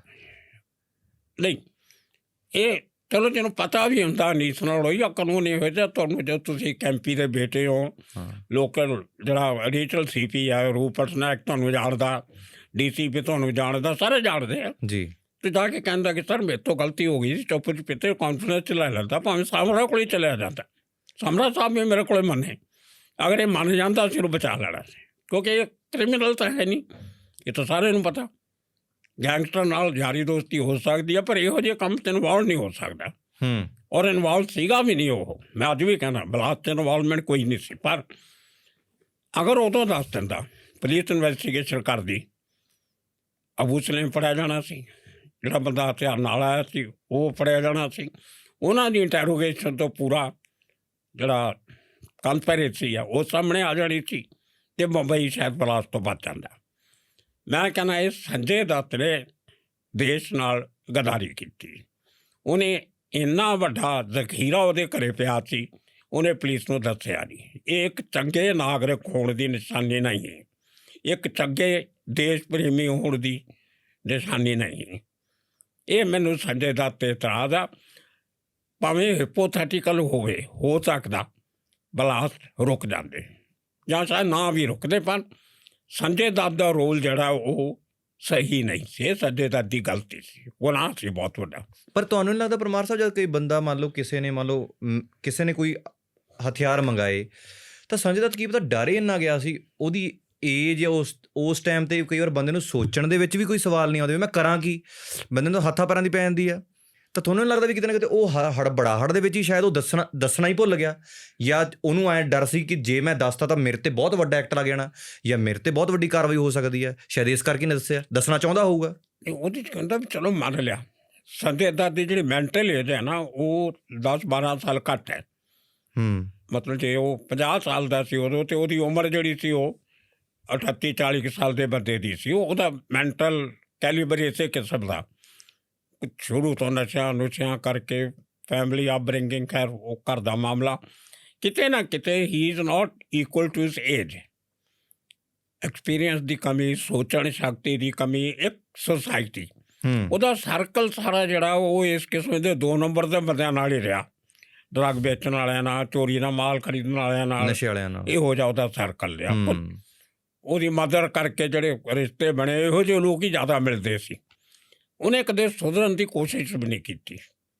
ਇੱਥੇ ਸਨਾਵਰ ਸਕੂਲ 'ਚੋਂ ਵੀ ਇਹਨੂੰ ਕੱਢਤਾ ਸੀ, ਇੱਥੋਂ ਡਿਸਮਿਸ ਕੀਤਾ ਸੀ, ਪੜ੍ਹਦਾ ਨਹੀਂ ਸੀ, ਇੱਥੇ ਨਸ਼ੇ ਕਰੀ ਜਾਂਦਾ ਸੀ, ਭੰਗ ਪੀ ਜਾਂਦਾ ਸੀ, ਚਲਮਾ ਪੀ ਜਾਂਦਾ ਸੀ, ਉਹਨੇ ਕੱਢਿਆ। ਸਰ ਜਦੋਂ ਮੈਨੂੰ ਵਾਪਸ ਆਉਣ ਤੋਂ ਬਾਅਦ ਮਿਲਿਆ, ਮੈਨੂੰ ਕਹਿੰਦਾ ਭਾਈ ਸਾਹਿਬ ਅਗਰ ਆਪकी बात मान लेता तो शायद बच जाता। I am sorry. Crime branch के लॉकअप 'ਚ ਮੇਰੇ ਤੋਂ ਮਾਫੀ ਮੰਗੀ ਇਹਨੇ, ਪਰ ਸੁਨੀਲ ਦਾ ਤਨਾਜ਼ ਹੋ ਗਿਆ ਕਿਉਂਕਿ ਜਿਹੜੀ ਮੈਂ ਇਹਨੂੰ ਗੱਲ ਕਹੀ ਸੀ ਉਹੀ ਹੋਈ। ਇਹਨੇ ਗਨ ਸਰੈਂਡਰ ਨਹੀਂ ਕੀਤੀ। ਜਦੋਂ ਆ ਕੇ ਫੜਿਆ ਨੂੰ ਪੁੱਛਿਆ, ਕਹਿੰਦਾ ਜੀ ਮੈਂ ਤਾਂ ਉਹ ਇੱਕ ਬਾਬਾ ਜੀ ਸੀ ਪਾਰਸੀ, ਉਹਨੂੰ ਦੇ ਗਿਆ ਸੀ। ਮਤਲਬ ਮੈਂ ਆਪਣੇ ਨੌਕਰਾਂ ਨੂੰ ਕਿਹਾ ਕਿ ਉਹ ਆਊਗਾ ਉਹਨੂੰ ਗਨ ਦੇ ਦਿਓ। ਠੀਕ ਹੈ, ਮੇਰੇ ਘਰੇ ਕਹਿੰਦਾ AK-56 ਉਹ ਆ ਕੇ ਲੈ ਗਿਆ ਸੀ। ਕਹਿੰਦਾ ਉਹਨੂੰ ਮੈਂ ਕਿਹਾ ਤੂੰ ਡਿਸਟਰੋਏ ਕਰ ਦੇ। ਉਹਨੇ ਹੋਰ ਬੰਦੇ ਤੋਂ ਗਨ ਤੜਾਈ, 3 ਟੋਟੇ ਕਰਕੇ ਉਹਦੇ ਨਾਰੀਮਨ ਪੁਆਇੰਟ 'ਤੇ ਓਬਰਾਏ ਹੋਟਲ, ਜਿਹੜਾ 5 ਸਟਾਰ ਹੋਟਲ, ਉਹਦੇ ਸਾਹਮਣੇ ਸਮੁੰਦਰ ਸਾਈਡ ਸੀ। ਹੁਣ ਸਮੁੰਦਰ 'ਚ ਉੱਥੇ ਉਹ ਪਏ ਹੁੰਦੇ ਬੜੇ ਬੜੇ ਪੱਥਰ, ਜਿਹੜੇ ਛੱਲਾਂ ਨੂੰ ਰੋਕਣ ਲਈ ਲਾਏ ਹੁੰਦੇ ਆ ਕਿਨਾਰੇ 'ਤੇ। ਉਹ ਬੜੇ ਹੈਵੀ ਪੱਥਰ ਹੁੰਦੇ ਆ, ਤਕੋਣੇ ਜਿਹੇ ਸੀਮੈਂਟ ਦੇ, ਉਹ ਆਰਟੀਫਿਸ਼ਲੀ ਬਣਾ ਕੇ ਸਿੱਟੇ ਹੁੰਦੇ। ਉਹਨਾਂ 'ਚੋਂ ਲੋਹਾ ਸੀ, ਉਹ ਰੁੜਿਆ ਨਹੀਂ। ਉਹ 3 ਦੇ 3 ਪੁਰਜੇ ਨੇੜੋਂ ਮਿਲ ਕੇ ਗੋਤਾਖੋਰਾਂ ਨੂੰ ਉਹ ਅਸੈਂਬਲ ਕੀਤਾ ਤਾਂ ਉਹ ਗਨ ਰੈਡੀ। ਹੁਣ ਜਿੱਥੇ ਹੁਣ ਉਹ ਪੁਲਿਸ ਨੂੰ ਕਿਵੇਂ ਲੱਭੇ? ਉਹ ਬੰਦਿਆਂ ਨੇ ਦੱਸਿਆ ਕਿ ਅਸੀਂ ਇੱਥੇ ਸਿੱਟੇ ਸੀ। ਉਹਨਾਂ ਨੇ ਇਹ ਵੀ ਦੱਸਤਾ ਕਿ ਸੱਜੇ ਦੱਤ ਨੇ ਸਾਨੂੰ ਕਿਹਾ ਸੀ ਸੜਕ ਦੇ ਡਿਸਪੋਜ਼ ਆਫ ਕਰ ਦਿਓ ਗਨ। ਉਹ ਐਵੀਡੈਂਸ ਕ੍ਰੀਏਟ ਹੋ ਗਈ। ਹੁਣ ਐਵੀਡੈਂਸ ਉਹਦੇ ਦੋਸਤਾਂ ਦੀ ਹੈ, ਮੁੱਕਰ ਨਹੀਂ ਸਕਦਾ। ਲੇਕਿਨ ਫਿਰ ਵੀ ਸੰਜੇ ਦੱਤ ਲੱਕੀ ਰਿਹਾ ਕਿ ਉਹਦੀ ਸਾਰੀ ਘਟਨਾ ਤੋਂ ਬਾਅਦ ਜਿਹੜਾ ਟਾਟਾ ਕੋਰਟ ਸੀ, ਜਸਟਿਸ ਜੈਨ ਪਟੇਲ, ਉਹਨੇ ਫਿਰ ਵੀ ਇਹਦੀਆਂ ਅਪੀਲਾਂ ਫੂਲਾਂ 'ਤੇ ਰਾਮ ਜੇਠਮਲਾਨੀ, ਜਸਪੀ ਜੈਸੰਘਾਨੀ ਖੜ੍ਹੇ ਹੋਏ। ਉਹਨਾਂ ਦੀਆਂ ਸੁਣ ਕੇ ਇਹਦਾ ਉਹ CBI ਨੇ ਸਿਫਾਰਿਸ਼ ਕਰਤੀ ਸੀ ਕਿ ਇਹਦਾ ਕਨਸਪੀਰੇਸੀ 'ਚ ਕੋਈ ਰੋਲ ਨਹੀਂ ਹੈ, ਔਰ ਗਨ ਇਹਦੇ ਕੋਲੋਂ ਬਰਾਮਦ ਵੀ ਨਹੀਂ ਹੋਈ, ਇਹਦਾ ਆਈ ਨਹੀਂ ਸੀ। ਅਤੇ ਇਹ 'ਤੇ ਆਰਮਜ਼ ਐਕਟ ਲੱਗਣਾ ਚਾਹੀਦਾ। ਇਹ ਐਪਲੀਕੇਸ਼ਨ ਦੇਤੀ ਇਹਨਾਂ ਨੇ, ਔਰ ਅਲਟੀਮੇਟਲੀ ਇਹਨੂੰ ਸਜ਼ਾ ਜਿਹੜੀ ਹੋਈ ਆ ਉਹ ਟਾਟਾ ਦੀ ਨਹੀਂ ਹੋਈ, ਉਹ ਆਰਮਜ਼ ਐਕਟ ਦੀ ਹੋਈ ਆ 5.5 ਸਾਲ ਦੀ। ਇਸ ਕਰਕੇ ਬਚਿਆ ਹੈ। ਜਿਹੜੀ ਇੱਕ ਜਿਵੇਂ ਮੈਂ ਜਿੰਨੀ ਕੁ ਮੈਂ ਸਟੱਡੀ ਕੀਤੀ ਸੀ ਉਹਦੇ ਵਿੱਚ ਇਹਦੇ ਕੋਲੇ 3 ਜਿਹੜੀਆਂ ਸੀ AK-56 ਅਤੇ 1 ਗਰਨੇਡ ਅਤੇ 1 ਪਿਸਟਲ ਵੀ ਸੀਗੀ। ਜੋ ਮੈਂ ਸਟੱਡੀ ਕੀਤਾ ਇੰਟਰਨੈਟ 'ਤੇ ਜੋ ਖਬਰਾਂ ਪਈਆਂ ਹੋਈਆਂ ਨੇ ਉਹਦੇ ਵਿੱਚ 3 AK-56 ਗਰਨੇਡ ਅਤੇ 1 ਪਿਸਟਲ ਵੀ ਮਤਲਬ ਕਿ ਦੱਸਿਆ ਗਿਆ ਵੀ ਜੋ ਸੰਜੇ ਦੱਤ ਨੇ ਮੰਗਵਾਏ ਸੀ ਅਤੇ ਜਿਹੜੇ ਇਹਦੇ ਕੋਲ ਬਰਾਮਦ ਹੋਏ ਸੀ। ਇਹ ਗੱਲ ਸੱਚ ਆ? ਇਹ ਸੱਚ ਇਹਨੇ ਮੰਗਵਾਏ ਸੀ, ਪਰ ਉਹਨਾਂ ਨੇ ਕਿਹਾ ਵੀ ਇਹ ਸੇਫ ਹਾਊਸ ਹੈ। ਸੰਜੇ ਦੱਤ VIP ਦਾ ਮੁੰਡਾ, ਦੇਣੇ ਦਾ ਭਾਵੇਂ ਉਹਨੂੰ ਇੱਕੋ ਇੱਕ ਸੀਗੇ, ਪਰ ਉਹ ਆਪਣੀ ਪੂਰੀ ਵੈਨ ਨਹੀਂ ਛੱਡ ਕੇ ਉੱਥੇ ਧਿਆਨ ਦੀ ਪੜੀ ਕਿ ਜਦ ਤੇ ਦੂਜਾ ਕੋਈ ਠਿਕਾਣਾ ਨਹੀਂ ਲੱਭਦਾ ਲੁਕਾਉਣ ਦਾ, ਇੱਥੇ ਰਹਿਣ ਦਿਓ। ਫਿਰ ਉਹ ਤੋਂ ਚੱਕ ਕੇ ਲੈ ਕੇ ਗਏ। ਜਦੋਂ ਇੱਕ ਨੇ AK-50 ਰੱਖ ਲਈ, ਹੈਡਗਰੇਡ ਵੀ ਰੱਖੇ ਸੀ 2-4, ਇੱਕ ਪਿਸਟਲ ਸੀ। ਉਹ ਜਿਹੜਾ ਬਾਕੀ ਜ਼ਖੀਰਾ ਲੈ ਕੇ ਗਏ ਸੀ ਉਹ ਜੂਹੂ 'ਤੇ ਇੱਕ ਏਰੀਆ ਹੈ, ਉੱਥੇ ਇੱਕ ਮੁਸਲਿਮ ਵਾਚਮੈਨ ਸੀਗਾ ਪਠਾਨ, ਅਫਗਾਨਿਸਤਾਨ ਤੋਂ ਆਇਆ ਪਰ ਬੰਬੇ ਰਹਿੰਦਾ ਕਈ ਸਾਲਾਂ। ਉਹ ਚੌਕੀਦਾਰ ਸੀ ਉਸ ਖਾਲੀ ਜਗ੍ਹਾ ਦਾ। ਅੰਦਰ ਇੱਕ ਕੋਠਾ ਜਿਹਾ ਸੀ, ਕਿਨੇ ਪਲਾਟ ਰੱਖਿਆ ਸੀ ਡਿਵੈਲਪ ਕਰਨ ਨੂੰ, ਪਰ ਅਜੇ ਹੋਇਆ ਨਹੀਂ ਸੀ, ਖਾਲੀ ਸੀ, ਮਾਡਰਨ ਇਵਾਲਵ ਹੋਈ ਹੋਈ ਸੀ ਛੋਟੀ। ਉੱਥੇ ਟੋਆ ਪੱਟ ਕੇ ਦੱਬ ਤੇ ਉੱਥੇ। ਹੁਣ ਉਹ ਪਠਾਨ ਸੀ, ਉਹਨੂੰ ਪਹਿਲਾਂ ਲੈ ਕੇ ਦਾਰੂ ਦੂਰੂ ਪਿਆਉਣ, ਉਹ ਤੋਂ ਬਾਅਦ ਟੋਆ ਪੱਟ ਕੇ ਗੱਡ ਕੇ ਉੱਥੇ ਉਹ ਕੈਮੋਫਲਾਜਾ ਕਰਕੇ ਚਲੇ ਗਏ। ਉਹ ਪਠਾਨ ਨੇ ਸੋਚਿਆ ਨਹੀਂ 2-4 ਦਿਨ। ਇੱਕ ਦਿਨ ਉਹਨੂੰ ਯਾਦ ਆਇਆ ਵੀ ਇੱਥੇ ਤਾਂ ਕੋਈ ਗੜਬੜ ਕਰਕੇ ਗਏ ਸੀ, ਇਹ ਬਲਾਸਟ ਹੋ ਗਈ ਸੀ ਉਦੋਂ ਸਾਰਾ ਕੁਝ। ਉਹਨੇ ਮਿੱਟੀ 'ਚ ਪੱਟ ਕੇ ਦੇਖਿਆ ਥੱਲੇ ਬੰਦੂਕਾਂ ਪਈਆਂ। ਇੱਕ ਹੋਰ ਪਠਾਨ ਹੁੰਦਾ ਸੀ ਅਕਬਰ ਲਾਲਾ, ਜਿਹੜਾ ਜਦੋਂ ਦਾਊਦ ਦੇ ਭਰਾ ਦਾ ਮਰਡਰ ਹੁੰਦਾ ਉਹਨੂੰ ਮਾਰਨ ਲਈ ਜਿਹੜੀ ਕਾਰ ਜਾਂਦੀ ਆ ਉਹਨੂੰ ਉਹ ਡਰਾਈਵ ਕਰ ਰਿਹਾ ਸੀ। ਉਹ ਜਿਹੜੇ ਕਿਲਰ ਸੀਗੇ ਉਹ ਡਰਾਈਵ ਅੰਬੈਸਡਰ ਕਾਰ ਅਕਬਰ ਲਾਲਾ। ਮੈਂ ਉਹ ਐਪੀਸੋਡ में ਉਹਦੀ ਇੰਟਰਵਿਊ ਕੀਤੀ ਸੀ। ਉਹਨੇ ਕਹੇ ਤਾਂ ਬੜਾ ਸੀਰੀਅਸ ਮਾਮਲਾ। ਅਕਬਰ ਲਾਲਾ ਨੇ ਪੁਲਿਸ ਵਾਲਿਆਂ ਨੂੰ ਦੱਸਿਆ ਪੁਲਿਸ ਵਾਲਿਆਂ ਨੇ ਆ ਕੇ ਉੱਤੇ ਫਿਰ ਉਹ ਰਿਕਵਰ ਕੀਤੀਆਂ ਤੇ ਉਹੀ ਸਾਰੀਆਂ ਵੈਪਨ ਜਿਹੜੀਆਂ ਮਾਰੂਤੀ ਵੈਨ 'ਚ ਪਾ ਕੇ ਸੰਜੇ ਦੱਤ ਦੇ ਘਰ ਰੱਖੀਆਂ ਹੋਈਆਂ ਸੀ, ਉਹ ਬਲਾਸਟ ਤੋਂ ਬਾਅਦ ਰਿਕਵਰ ਹੋਈਆਂ।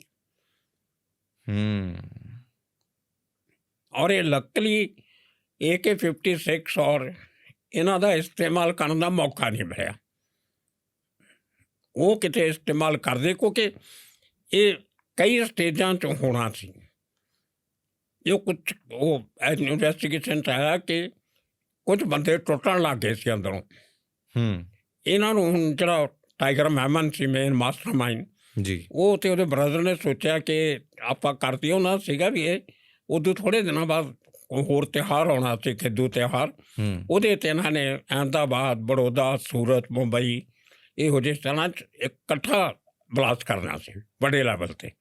ਇਸ ਕਰਕੇ ਵੱਡਾ RDX ਮੰਗਾਇਆ ਸੀ, ਹਜ਼ਾਰਾਂ ਕਿੱਲੋ। ਉਹ ਵੀ ਉਹ ਰੂਪਟ ਨਾਇਕ ਨੇ ਫੜਿਆ ਸੀ। ਸੋ ਬੜੀ ਵੱਡੀ ਸਾਜ਼ਿਸ਼ ਸੀ। ਉੱਥੇ ਕਿਤੇ ਗਨ ਦੇ ਇਸਤੇਮਾਲ ਹੋਣੀਆਂ ਸੀ।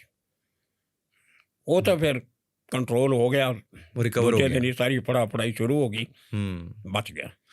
ਸੁਨੀਲ ਦੱਤ, ਜਿਵੇਂ ਤੁਹਾਡਾ ਰਿਸ਼ਤਾ ਸੀ, ਤੁਹਾਡੇ ਕਲੋਜ਼ ਸੀਗੇ, ਤੁਹਾਡੇ ਜਾਣ ਪਛਾਣ ਦੇ ਸੀ, ਅਤੇ ਜਦੋਂ ਤੁਸੀਂ ਹੁਣ ਮੰਨ ਲਓ ਮੇਰਾ ਕੋਈ ਦੋਸਤ ਹੋਵੇ, ਮੇਰੇ ਨਾਲ ਉੱਠਦਾ ਬੈਠਦਾ ਹੋਵੇ, ਅਤੇ ਮੇਰਾ ਇੱਕ ਚਲੋ ਤੁਹਾਡਾ ਇੱਕ ਪੇਸ਼ਾ ਸੀਗਾ, ਤੁਸੀਂ ਇੱਕ ਪੇਸ਼ੇ ਵਜੋਂ ਜਰਨਲਿਸਟ ਸੀਗੇ, ਉਹ ਇੱਕ ਆਰਟਿਸਟ ਦਾ ਉਹਨਾਂ ਦਾ ਬੇਟਾ ਸੀਗਾ ਜੋ ਇੱਕ ਬਹੁਤ ਵੱਡੇ ਲੈਵਲ 'ਤੇ ਪਹੁੰਚ ਚੁੱਕਾ ਸੀਗਾ, ਤਾਂ ਕੀ ਉਹਨਾਂ ਦੇ ਤੁਹਾਡੇ ਨਾਲ ਵਿਖਰੇਵੇਂ ਨਹੀਂ ਹੋਏ ਜਦ ਤੁਸੀਂ ਇਹ ਖਬਰ ਛਾਪੀ?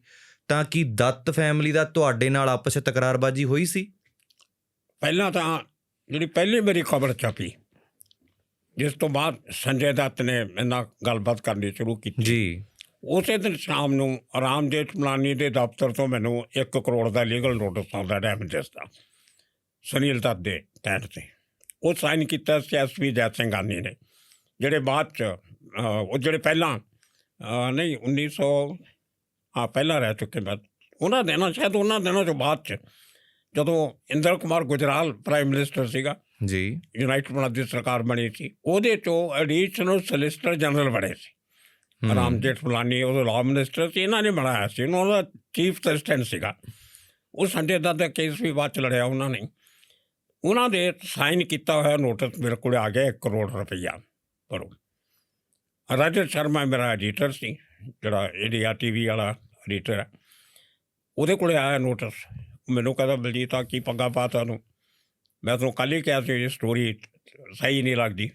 ਹੁਣ ਰਾਮ ਜੇਠਮਲਾਨੀ ਦੇ ਦਫ਼ਤਰ 'ਚੋਂ ਲੀਗਲ ਨੋਟਿਸ ਆ ਗਿਆ, ਕੁਝ ਕਰਨਾ ਪੈਣਾ। ਮੈਂ ਕੋਈ ਨਹੀਂ, ਮੈਨੂੰ ਦਿਓ, ਮੈਂ ਫੜ ਕੇ ਦੇਖਾ ਕੀ ਲਿਖਿਆ। ਮੈਂ ਆਪਣੇ ਟੇਬਲ 'ਤੇ ਜਾ ਕੇ ਰਾਮ ਜੀ ਨੂੰ ਫੋਨ ਲਾਇਆ। ਮੇਰੀ ਬਹੁਤ ਸਿੱਧੀ ਗੱਲ ਸੀ, ਬਹੁਤ ਬੇਟਿਆਂ ਵਾਂਗੂ ਸਮਝਦੇ ਸੀ। ਮੈਂ ਕਿਹਾ ਰਾਮ ਜੀ ਪੈਰੇ ਪੈਣਾ। ਹਾਂ ਬੇਟਾ ਬੋਲੋ, what can I do for you, ਐਂ ਬੋਲਦੇ ਹੁੰਦੇ ਸੀ। ਮੈਂ ਕਿਹਾ ਸਰ ਤੁਹਾਡੇ ਦਫ਼ਤਰ ਤੋਂ ਨੋਟਿਸ ਆਇਆ, वो संजय दत्त वाला? मैं क्या हाँ जी। उस पर साइन किसका है जरा बताओ? भाई जी SP जय ਸਿੰਘਾਨੀ। कहते उसको फाड़ के रद्दी की टोकरी में फेंक दो। राम जी कहते नोटिस ਨੂੰ फाड़ के कहते डस्टबिन सड़ दो, इसको फाड़ के रद्दी की टोकरी में फेंक दो। मैं फाड़ के सड़ता। वो मेरे नाल कोलीग बैठी थी एक लेडी, मैं नाम नहीं लेना चाहता ਉਹਦਾ, ਉਹਨੇ ਜਾ ਕੇ ਰਜੇ ਚਰਨ ਨੂੰ ਦੱਸਤਾ ਵੀ ਬਲਜੀਤ ਪਰਮਾਰ ਨੇ ਉਹ ਨੋਟਿਸ ਪਾੜ ਕੇ ਸੜਤਾ। ਅੱਛਾ। ਰਾਜੇ ਸ਼ਰਮਾ ਭੱਜਿਆ ਆਇਆ ਦਫ਼ਤਰ 'ਚੋਂ, ਮੇਰੀ ਟੋਕਰੀ ਚੱਕ ਕੇ ਲੈ ਗਿਆ। ਉਹ ਇਕੱਠਾ ਕਰਕੇ ਫੜ ਕੇ ਜੋੜਨ ਦੀ ਕੋਸ਼ਿਸ਼ ਕਰੇ। ਮੈਂ ਕੋਈ ਨਹੀਂ। ਔਰ ਜੀ ਰਾਤ ਨੂੰ ਸ਼ਾਮ ਨੂੰ ਮੈਨੂੰ ਕਹਿੰਦਾ ਫਰੰਟ ਪੇਜ 'ਤੇ ਮੇਰੀ ਸਟੋਰੀ ਛਪੀ ਸੀ ਜੀ, ਕਹਿੰਦਾ ਅਪੋਲੋਜੀ ਆਪਾਂ ਛਾਪ ਦਿੰਦੇ ਹਾਂ, ਪੱਗੇ 'ਚ ਨਹੀਂ ਫੈਲਦੇ। ਮੈਂ ਕਿਹਾ ਨਹੀਂ ਕੋਈ ਲੋੜ ਨਹੀਂ। ਰਾਮ ਜੀ ਨੇ ਕਹਿ ਤਾ ਫਾੜ ਕੇ ਫੈਂਕ ਤੇ, ਮੈਂ ਕਿਹਾ ਇਹਦੇ ਲਈ ਡਰਨਾ? ਠੀਕ ਹੈ, ਜਦ ਜਿਸਕਾ ਸਾਹਿਬ ਡਾਡਾ ਹੋਏ ਉਹਨੂੰ ਕੌਣ ਮਾਰੂਗਾ? ਅਗਲੇ ਦਿਨ ਫੇਰ ਆ ਗਿਆ ਨੋਟਿਸ ਦੁਬਾਰਾ। ਫਿਰ ਸੁਨੀਲ ਦੱਤ ਨੇ ਕਿਹਾ ਹੋਣਾ ਜੀ ਮੇਰਾ ਤਾਂ ਉਹਨੇ ਕੁਝ ਛਾਪੀ ਨਹੀਂ ਅਪੋਲੋਜੀ। ਦੂਜੇ ਦਿਨ 1.5 ਕਰੋੜ ਦਾ ਨੋਟਿਸ ਆ ਗਿਆ। ਫਿਰ ਰਾਜੇ ਸ਼ਰਮਾ ਕੋਲ ਪਹੁੰਚ ਗਿਆ, ਉਹਨੇ ਫਿਰ ਮੈਨੂੰ ਦੇ ਤਾ। ਮੈਂ SP ਜੈ ਸਿੰਘਾਨੀ ਦੇਖਿਆ, ਫਿਰ ਪੜ ਕੇ ਚੜ੍ਹਤਾ।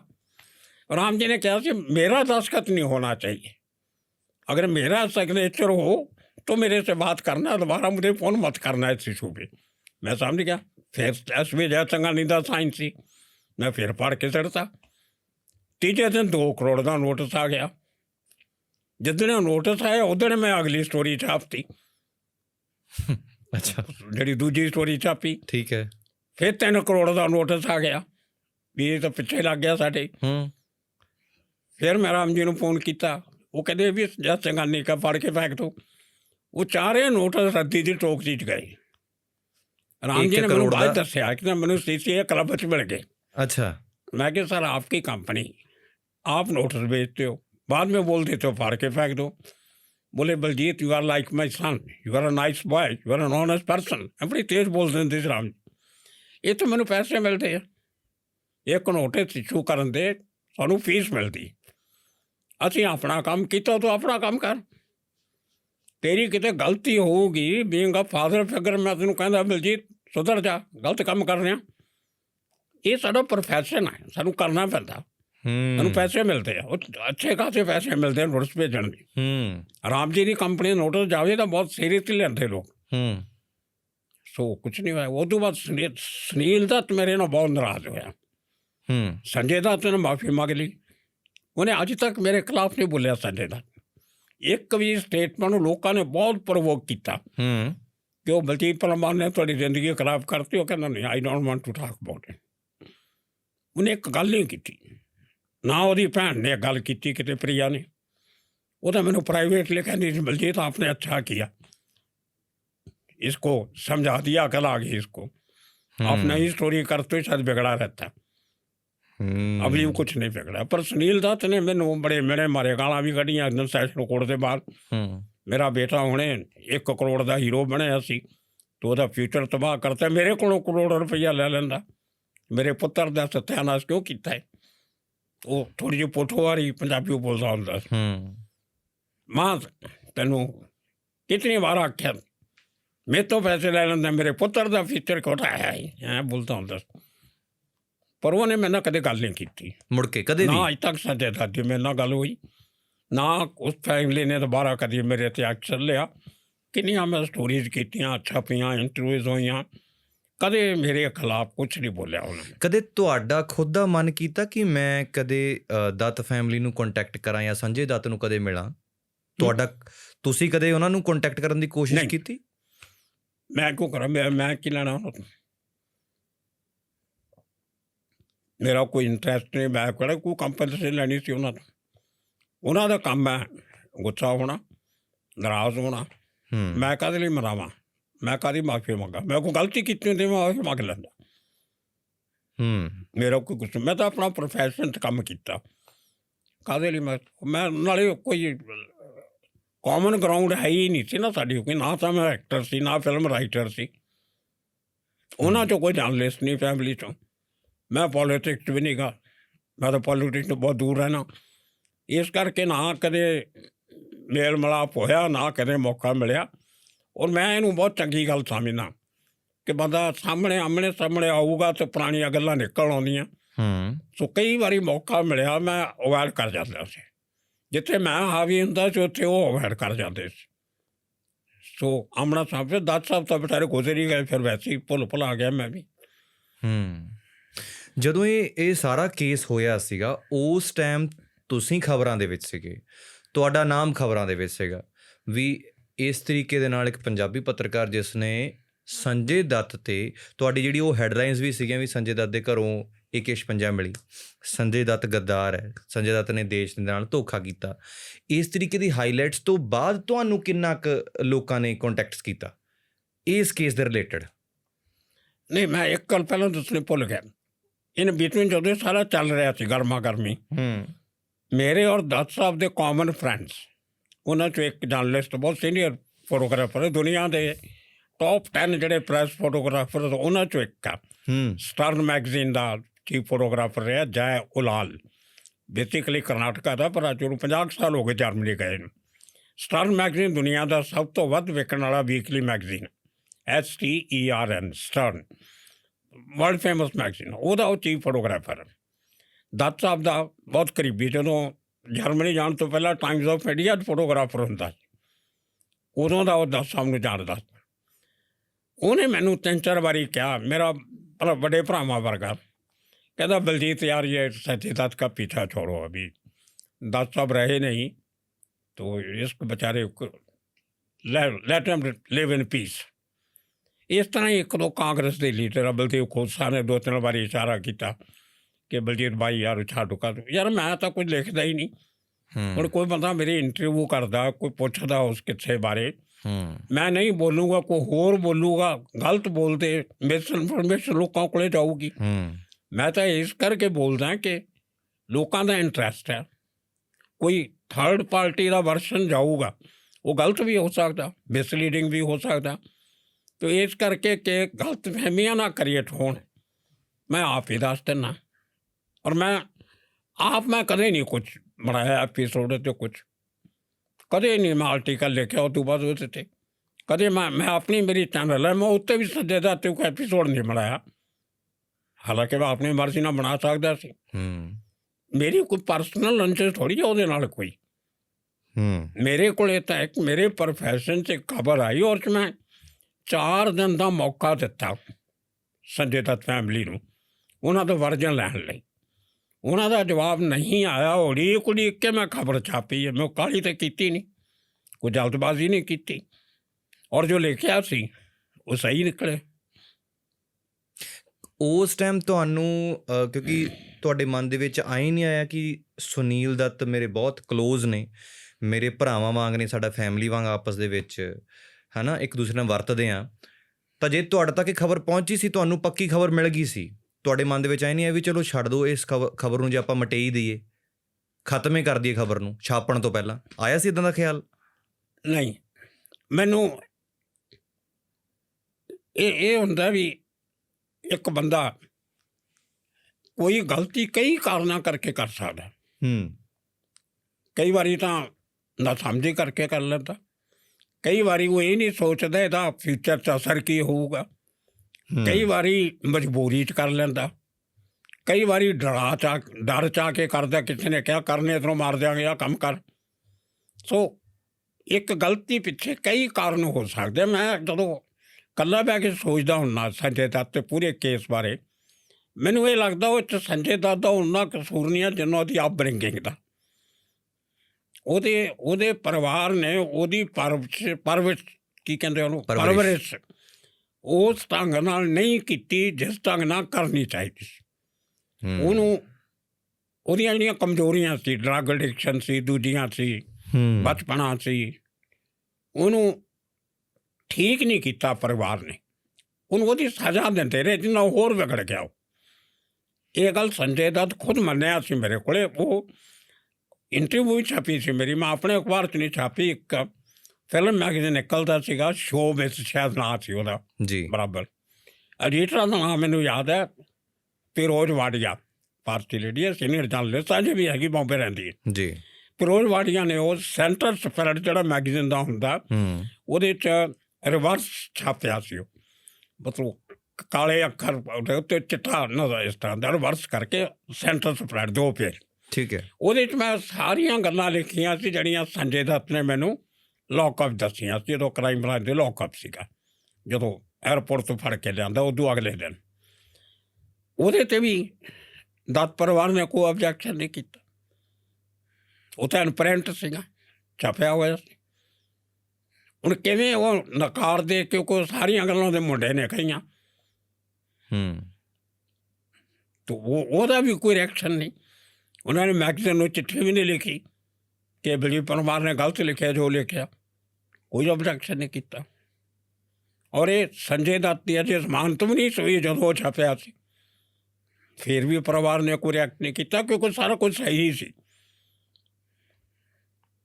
ਤਾਂ ਮੇਰੀ ਹਮੇਸ਼ਾ ਇੱਕ ਨੇਚਰ ਰਹੀ ਹੈ ਕਿ ਮੇਰੇ ਜਿਹੜੇ ਕਰੈਕਟਰ ਨੇ ਮੇਰੀ ਸਟੋਰੀ ਦੇ, ਉਹਦੇ 'ਚ ਹੀਰੋ ਵੀ ਹੁੰਦੇ ਆ, ਵਿਲਨ ਵੀ ਹੁੰਦੇ ਆ, ਫਿਲਮੀ ਨਹੀਂ, ਲਾਈਫ 'ਤੇ ਵੀ ਜੀ। ਮੈਂ ਜਿਸ ਕਿਸਮ ਦੀ ਉਹਨਾਂ ਦੀ ਕਿਰਦਾਰ ਨੂੰ ਸਮਝਦਾ, ਉਹਨਾਂ ਦੀਆਂ ਮਜਬੂਰੀਆਂ ਸਮਝਦਾ, ਉਹਨਾਂ ਦੇ ਉਤਾਰ ਚੜ੍ਹਾਅ ਸਮਝਦਾ, ਉਹਦੇ ਹਿਸਾਬ ਨਾਲ ਹੀ ਮੈਂ ਆਪਣੀ ਸਟੋਰੀ ਬੇਸ ਕਰਦਾ। ਮੈਂ ਆਪਣੇ ਲੋਕ ਕੋਈ ਚੀਜ਼ ਐਡ ਨਹੀਂ ਕਰਦਾ, ਕੋਈ ਮਸਾਲਾ ਨਹੀਂ ਲਾਉਂਦਾ। ਇਹ ਮੇਰਾ ਪੱਤਰਕਾਰਤਾ 'ਚ ਇੱਕ ਮੇਰਾ ਅਸੂਲ ਰਿਹਾ ਕਿ ਲੂਣ ਮਿਰਚ ਨਹੀਂ ਲਾਉਣੀ, ਜੋ ਹੈ ਥਿੰਗਸ ਐਜ਼ ਇਟ ਇਜ਼। ਇਸ ਕਰਕੇ ਮੈਂ ਸ਼ਾਇਦ ਬਚਿਆ ਰਿਹਾ। ਜੇ ਮੈਂ ਲੂਣ ਮਿਰਚ ਮਸਾਲਾ ਲਾਇਆ ਹੁੰਦਾ ਅਤੇ ਮੈਂ ਰਗੜਿਆ ਜਾਂਦਾ। ਅੱਜ ਤੱਕ ਮੈਂ ਕੋਈ ਇਹੋ ਜਿਹੀ ਗੱਲ ਨਹੀਂ ਲਿਖੀ ਜਿਹੜੀ ਮੈਂ ਸਿੱਧ ਨਾ ਕਰ ਸਕਾਂ। ਜਿਵੇਂ ਤੁਹਾਡੇ ਕੋਲ ਨੋਟਿਸ ਆਏ ਸੀਗੇ ਵੀ ਕਿਸੇ ਤਰੀਕੇ ਦੇ ਨਾਲ ਜੋ ਤੁਸੀਂ ਖਬਰ ਛਾਪੀ ਸੀ ਇਹਨੂੰ ਝੂਠਾ ਸਾਬਿਤ ਕਰ ਸਕੀਏ, ਇੱਕ ਮਾਫੀਨਾਮਾ ਛਪਵਾ ਦਈਏ ਤਾਂ ਕਿ ਲੋਕਾਂ ਦੇ ਵਿੱਚ ਜਿੱਥੇ ਬਹੁਤ ਵੱਡੀ ਖਬਰ ਫੈਲ ਗਈ ਸੀ ਅੱਗ ਵਾਂਗ ਵੀ ਉਹ ਝੂਠੀ ਪੈ ਜੇ। ਤਾਂ ਤੁਹਾਨੂੰ ਇਸ ਨੋਟਿਸ ਤੋਂ ਇਲਾਵਾ ਕਿਸੇ ਤੁਹਾਡੇ ਕਲੋਜ਼ ਵਨਸ, ਕਿਉਂਕਿ ਜਦ ਕੋਈ ਖਬਰ ਕਿਸੇ ਦੇ ਪਰਿਵਾਰ 'ਤੇ ਹੁੰਦੀ ਹੈ, ਕਿਸੇ ਦੇ ਪਰਿਵਾਰ 'ਤੇ ਉਂਗਲੀ ਉੱਠਦੀ ਹੈ, ਤਾਂ ਬਹੁਤ ਐਸੇ ਹੀਲੇ ਵਸੀਲੇ ਕਰਦਾ ਵੀ ਕਿਸੇ ਤਰੀਕੇ ਦੇ ਨਾਲ ਇਸ ਚੀਜ਼ ਨੂੰ ਰੋਕਿਆ ਜਾਵੇ।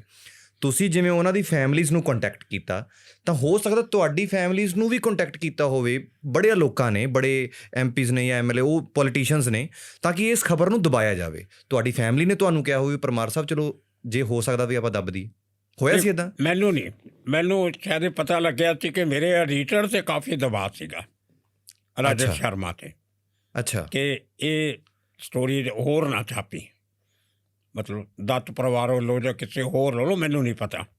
ਓਕੇ। ਪਰ ਸਾਡਾ ਜਿਹੜਾ ਆਫਿਸ ਦਾ ਮਾਹੌਲ ਸੀ ਜੀ, ਸਾਡੇ ਉਦੋਂ ਯੂਨੀਅਨਿਜ਼ਮ ਬਹੁਤ ਹੁੰਦਾ ਸੀ।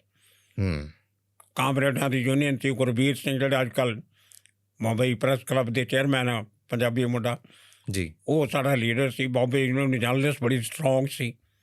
ਪ੍ਰੈਸ ਦਾ ਰੋਹ ਬਹੁਤ ਹੁੰਦਾ ਸੀ। ਅਫਸਰ ਪੋਲੀਟੀਸ਼ੀਅਨ ਡਰਦੇ ਸੀ ਕਿਉਂਕਿ ਪ੍ਰੈਸ ਦਾ ਆਪਣਾ ਕਿਰਦਾਰ ਬਹੁਤ ਉੱਚਾ ਹੁੰਦਾ ਸੀ, ਮੀਡੀਆ ਦਾ। ਅਸੀਂ ਆਪਣੇ ਮਾਲਕਾਂ ਦੇ ਖਿਲਾਫ ਮੋਰਚਾ ਖੋਲ੍ਹਿਆ ਸੀ ਉਹਨਾਂ ਦਿਨਾਂ 'ਚ, ਅਤੇ ਉਹ ਜਿਹੜੀਆਂ ਸਾਡੀਆਂ ਪੌੜੀਆਂ ਚੜ੍ਹਦੀ ਸੀ ਉੱਪਰ, ਉਹਦੇ 'ਚ ਰਜਤ ਸ਼ਰਮਾ ਵੀ ਸਾਡੇ ਯੂਨੀਅਨ ਦੇ ਨਿਸ਼ਾਨੇ 'ਤੇ ਸੀ, ਮੇਰੇ ਨਿਸ਼ਾਨੇ 'ਤੇ ਨਹੀਂ। ਪੋਸਟਰ ਲੱਗੇ ਹੁੰਦੇ ਸੀ ਕਿ this editor is dangerous to the Daily's health. ਸਾਡੇ ਨਿਊਜ਼ਪੇਪਰ ਦਾ ਨਾਮ ਸੀ ਡੇਲੀ। ਇਹ ਪੋਸਟਰ ਲੱਗੇ ਸੀ।